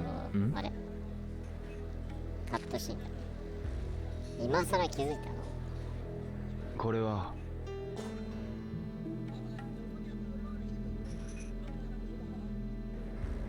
ジョイ、この近くにいるのか？バイクの近くであのマークが出たからあれって思って近づいたらあった。来週は今はただうろうろしてるだけだからだいぶ戻して見直すけど、そこもっと情報いっぱい出して、もっといっぱい出して気持ち悪いな。まあ古い情報になるけども、これ以上古くなるともう扱うこともないから喋った方がいいのかなっていうの。まあ MS と ABK の買収の裁判があったじゃん。あったね。まあそれのね、なんだろう、小ネタみたいな感じ。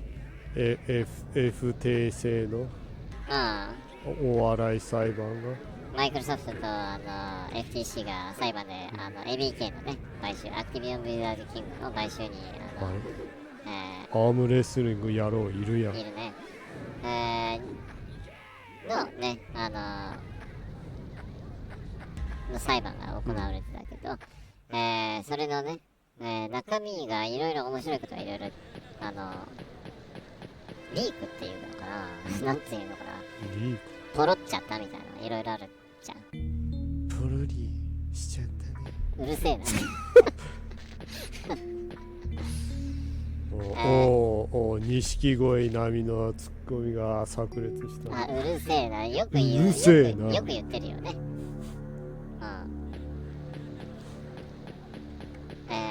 渡辺さんだったよね。渡辺さんよくうるせえなって言ってるよね。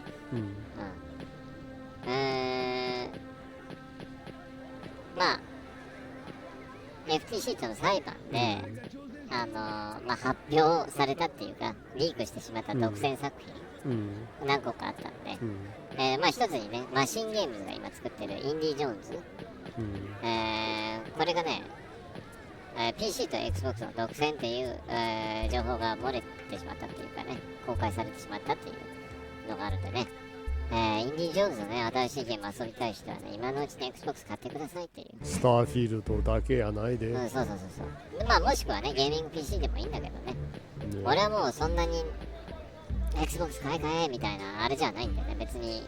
ゲーミング PC、もうね、Xbox 買うと死んでしまうような人はね、ゲーミング PC 買えばいいよっていう、あれなんでね、別に買わなくてもいいよっていう、あれ、そんな感じ。でもとりあえずインディ・ジョーンズ遊びたい人は PC、ゲーミング PC 買うか Xbox を買うか、その2択ですっていう。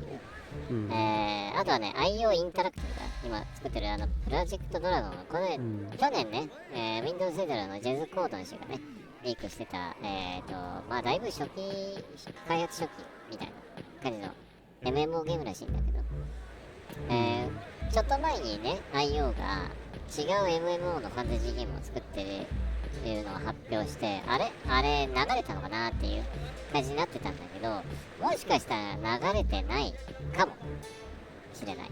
形を変えたのかもしれない。企画のね。形変えてしまうぞ。長州さんね。なんかもうそうやろうか。壇蜜と長州が合体したの今。談州蜜。談州蜜。長州蜜。長州蜜。長州蜜は面白いな。もしくは弾力ね。弾力弾力ちょっと面白いな。弾力。今度チャット GPT じゃなくてリングイメージクリエイターに弾力って入力してどんなものが生まれるのか見てみるかな。怖いね。弾力ね。ちょっと恐ろしいね。何の説明せずにただ弾力って入れるっていうね。そしたら断蜜でも長州力でもない缶チューハイの灰力みたいなやつが出てくるっていう弾力って書いてある。弾力で検索すると何出てくるんだ。ねえ。謎だな。これ終わった後検索してみるわ。ねえ。そのねプロジェクトドラゴンがもしかしたらまだ生きてるかもしれない。これもね Xbox 独占作 PC と Xbox 独占作のものの中でねちょっとね裁判で、情報が出たんでもしかしたらまだ開発が進んでるのかもしれない。あとは何かな。インディ・ジョーンズの詳細に関してはなんだけど、これ Xbox イーラーのねニックさんが、彼のポッドキャスト、で話してた彼が聞いた噂っていうかゲーム内容に関する詳細、ゲームパートがね、インディ・ジョーンズのゲームパートが部分によっては一人称視点と三人称視点が入れ替わるゲームらしいんだよね。で、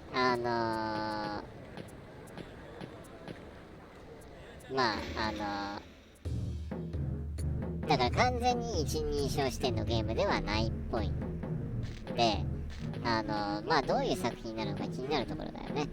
で、裁判中にピート・ハインズがね、書類の中でなんか他の人と喋ってた内容のものが出たんだけど、そのインディ・ジョーンズの確かに、そのインディ・ジョーンズのね、ゲームに関してピート・ハインズが述べている。あら、あなたいい体してるわね。どう？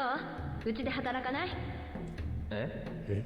ここじゃ力のある人は大抵アームレスリングかストリートファイトに行っちゃうでしょ。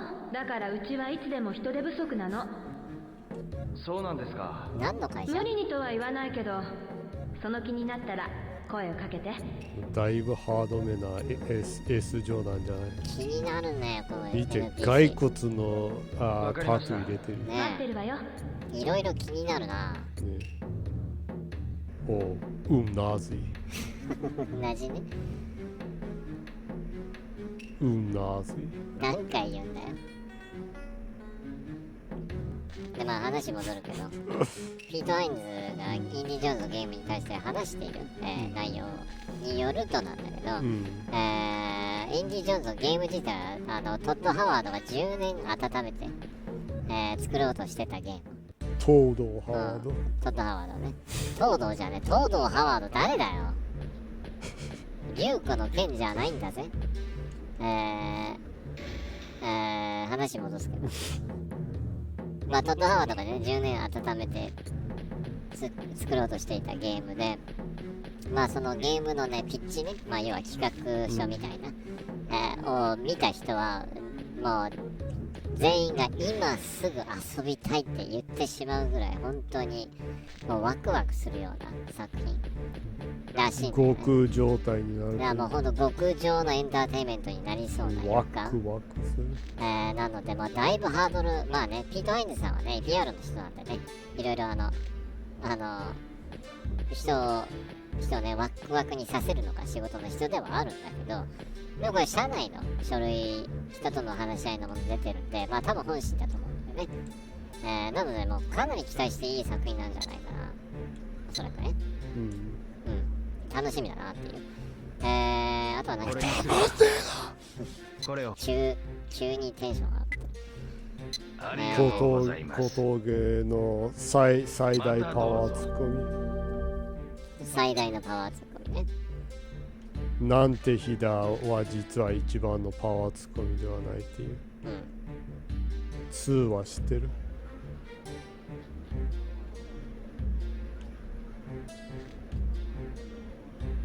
でまああとはその FTC の、話し合いで出たそのなんだろうな、チームプレイコープレイじゃないけどゲーム情報とは関係ないんだけどちょっと面白かったなって個人的に思ったこと、まあヒルスペンサーの話でちょっと面白いなって思った、ありがとうございます、もので裁判所でね起きた面白いエピソードと、FTC の弁護士がフィル・スペンサーにね、ゲハ戦争について聞いてきたんだね。ゲハ戦争ご存知ですかとフィル・スペンサーになぜか聞いてきたんだけど、それに対するフィル・スペンサーの答えがバズったの海外でね。いまいち日本ではあんま伝わってなくて、ありがとうございます。またどうぞ。だからちょっとねピックアップしたかったんだよね、これで。まあそのFTC の弁護士がフィル・スペンサーにゲハ戦争をご存知ですかと聞いてきたときにフィル・スペンサー、あなた聞いたことありますかこの言葉みたいな。フィル・スペンサーが答えたのが、述べたのがこうでゲハ戦争は社会的構築物だということを言ってきて、社会的構築物って何って思うかもしれないけど、これね一応その何なのかっていうのを説明すると、ウィキペディアだとこう書いてあるけど、社会的構築物とは、それを受け入れている人々にとっては自然で明白なものなのに、ものに思えるが実際には特定の文化や社会で人工的に作られたに過ぎない概念を指す。なかなかのパワーワード。いやだからこれがあまりにもゲハ戦争をうまく要約していてバズったんだよね海外で。本当だ、ゲハ戦争って社会的構築物だっていう風になって、結構ねゲームメディアにもポジティブな風に取り上げられて、ゲームジャーナリストのねジェフ・グラブさんなんかもそうだみたいな、本当ね実際にはそうなんだ急に大声出すねたまにライオンキングだよ、大西ライオンのね、まあライオンキングではあるんだけど、でも大西ライオンがよくやってるくだりね、でまあバーチャル、お前どうでもいいだろ俺の話。聞いてるよ。いや初めてバーチャローのガチャ見たから。でまあ確かにゲハ戦争っていうのは特定の文化や社会の中で人工的に作られたに過ぎない概念だなって思って、まあ、本当にうまく表してるなと思って。でまあそのジェフ・グラブがねゲームジャーナリストなんだけど、それを痛く気に入って、T シャツにしたわけよ。で黒い T シャツにね緑の文字ですごいドラマチックな、フィル・スペンサーの顔を載せて、ゲハ戦争は社会的構築物であると英語でね綴ってはいるんだけど、っていう T シャツを作って、それもまたバズってね、ちょっと面白かったなと思って。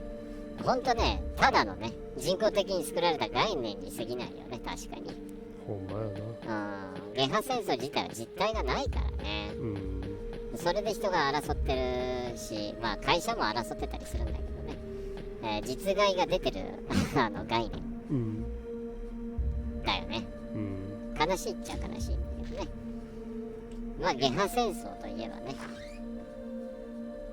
今日ネプチューヌシスターズ vs シスターズがね、海外で発表されたね。ゲハ戦争、衝撃だね。ゲハ戦争を象徴する作品だよね、いろんな意味でね。実際にゲーム自体がゲームハードを擬人化して戦わせてるというゲハ戦争。今忙しいんだよ。コンパイルハート自体もね、ゲハ戦争にどんどん油を注ぐ会社ではあるからね。好かれてる人たちもういないよね、多分コンパイルハートを好きな人たち。煽りすぎて全てに嫌われてしまった、っていう感じだよね。煽りすぎて媚びを売ってたソニー棒にも嫌われてしまったっていう。でまあもちろん任天堂の人たちもずーっと悪質ないじりを煽りを続けてたから、任天堂のコアユーザーにも多分好かれてないだろうし、まあそれこそね箱ユーザーもねいろいろずーっとメガキャンみたいなのずーっとやってるから、まあ俺は別にまあそういうゲームだし、まあどうぞご自由にっていうスタンスだから別に俺は構わないんだけど、まあでも嫌だな嫌いだなって思う人は俺は強くは否定できないね。それもしょうがないよね。とはいえ俺自体は Xbox に対して否定的だった会社がどういう理由であれ肯定的にね、こっちをといってね見向きもしてなかった会社がこっちを向いてくれるのはまあいろいろ考えさせられるなとは思うよね、状況をね。だいぶ時代が変わったなっていうね感慨深いものがあるよね。ほんとね、ああいうのやってみんなに嫌われて居場所がいなくなってのこのこととうとうこっちの方に来てやってきちゃったよみたいな、どの面下げてきてんのかどういう神経で来てんのかなって思ってしまうね。と思うね。でもただそれをねうまく乗り切るには今後ね新作を出した時にネプテューヌとかのね新作を出してきた時に箱を擬人化したキャラクターを出して今度はそのゲハ戦争の概念をいじるっていうかさ、そのただの概念という炎に油を注ぎ続けたコンパイルハート、自社をいじるっていうことに手を出したら面白くはできるんじゃないかなと思うんだけど、自分をいじるっていう方向にその舵を切ったらさ、そうしたら面白くできると思うけどね、その お笑いとしてはね、そう思わない？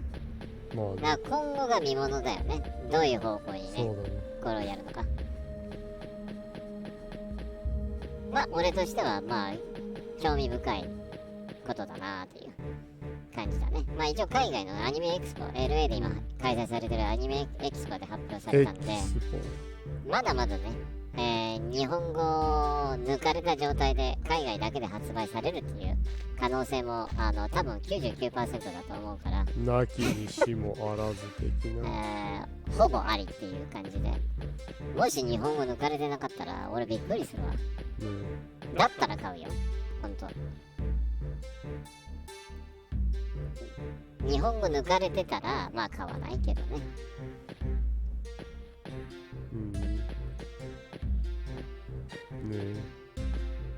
どういうことなのかな。そうなるとね、笑えなくなっちゃうんだね。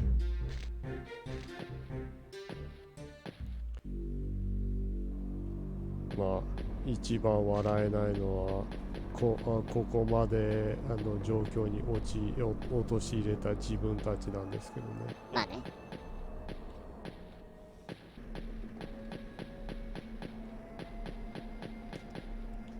今現在の会社のポジションは社員笑えないよね、多分。まあだってコンパイルハートじゃなくてアイディアファクトリーから出てるからね。まあ海外の方のパブリッシングはそっちでやってるらしいんでね。PC 版の方も彼らだったのかな。まあそういう感じだね。まあもう2時間10分いってるんで、あんまダラダラやってもしょうがないんで、そろそろね、展開もここから大きく動く感じではなさそうだし、展開は動くっていうか逆にわざと動かしてないよ。じゃあもう空論うろうろしてたから、空論どういう構造になってるのか、どこに何あるのかなって。じゃあまあそうそう、もう閉めていいんじゃないじゃん。情報はもう全部言いましたか。まあ今言って面白いのはそんな感じかな。もっと出していいいや大丈夫です、大丈夫です。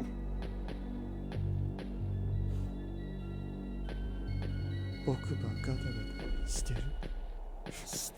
それはただ歯並びが悪い人だよね。さっきも言ったけど歯医者行けよっていう話だよね。歯の矯正してる。何回やるんだよ、断蜜を。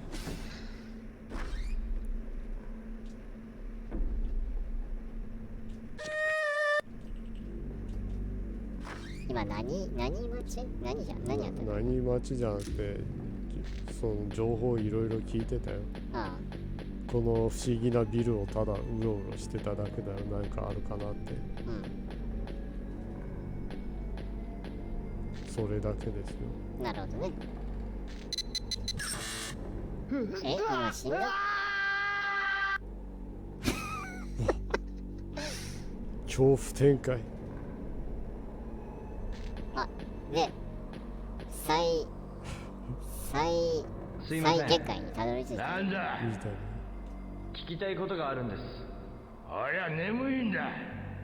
そうですか。そうですか。まあ盛り上がるとこ最後1個あってよかったね。トゥームレイダーだったら今ララ死んでたな。と思うよ。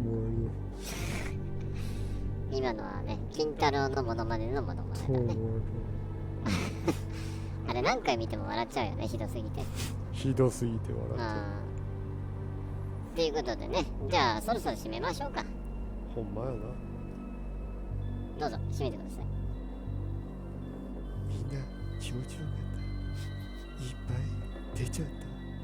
キモいな。奥歯ガタガタできた。なぜ気に入ってるんだ？まあ冗談はさておき、今日は不思議なインターナショナル会だったな。そうだね。英語盛りだくさんの。受験に向けて勉強してる君たちには役に立てたかな。英語の勉強っていう。実技的英語がいっぱいあったやろ。日常英会話が。猫の話もいっぱいあったな。テストに猫の会話の文があったらいろいろ使えるものあったで。まあ楽しめたかな。いつの時代か日本語のコメントも欲しいものだな。有効的なやつな。ありがたく頂戴するよね。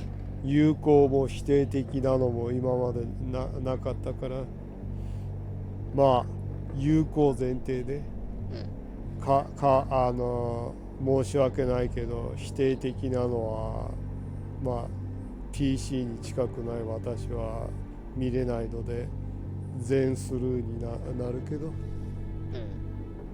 攻撃的なコメントを見た場合は俺は無視して配信が終わった後にブロックをするから。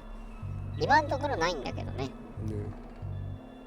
まあオバハンはどう見ても魅力のないオバハンだからわざわざ攻撃しようと思うちんけなやからも現れないってことだな。魅力がないのも罪だね。おうスタンス、不思議なスタンスだね。罪だね。気に入ってるね、壇蜜。まあそれはさ、まあいつか日本語のコメントが来る、いや来ないであろうみたいなネガティブなスタンスで変わらず日本語配信はやっていきます。もうちょっとポジティブにねお願いします。みんなもやらないと日本語のやつもほぼ英語だけになっちゃうよ。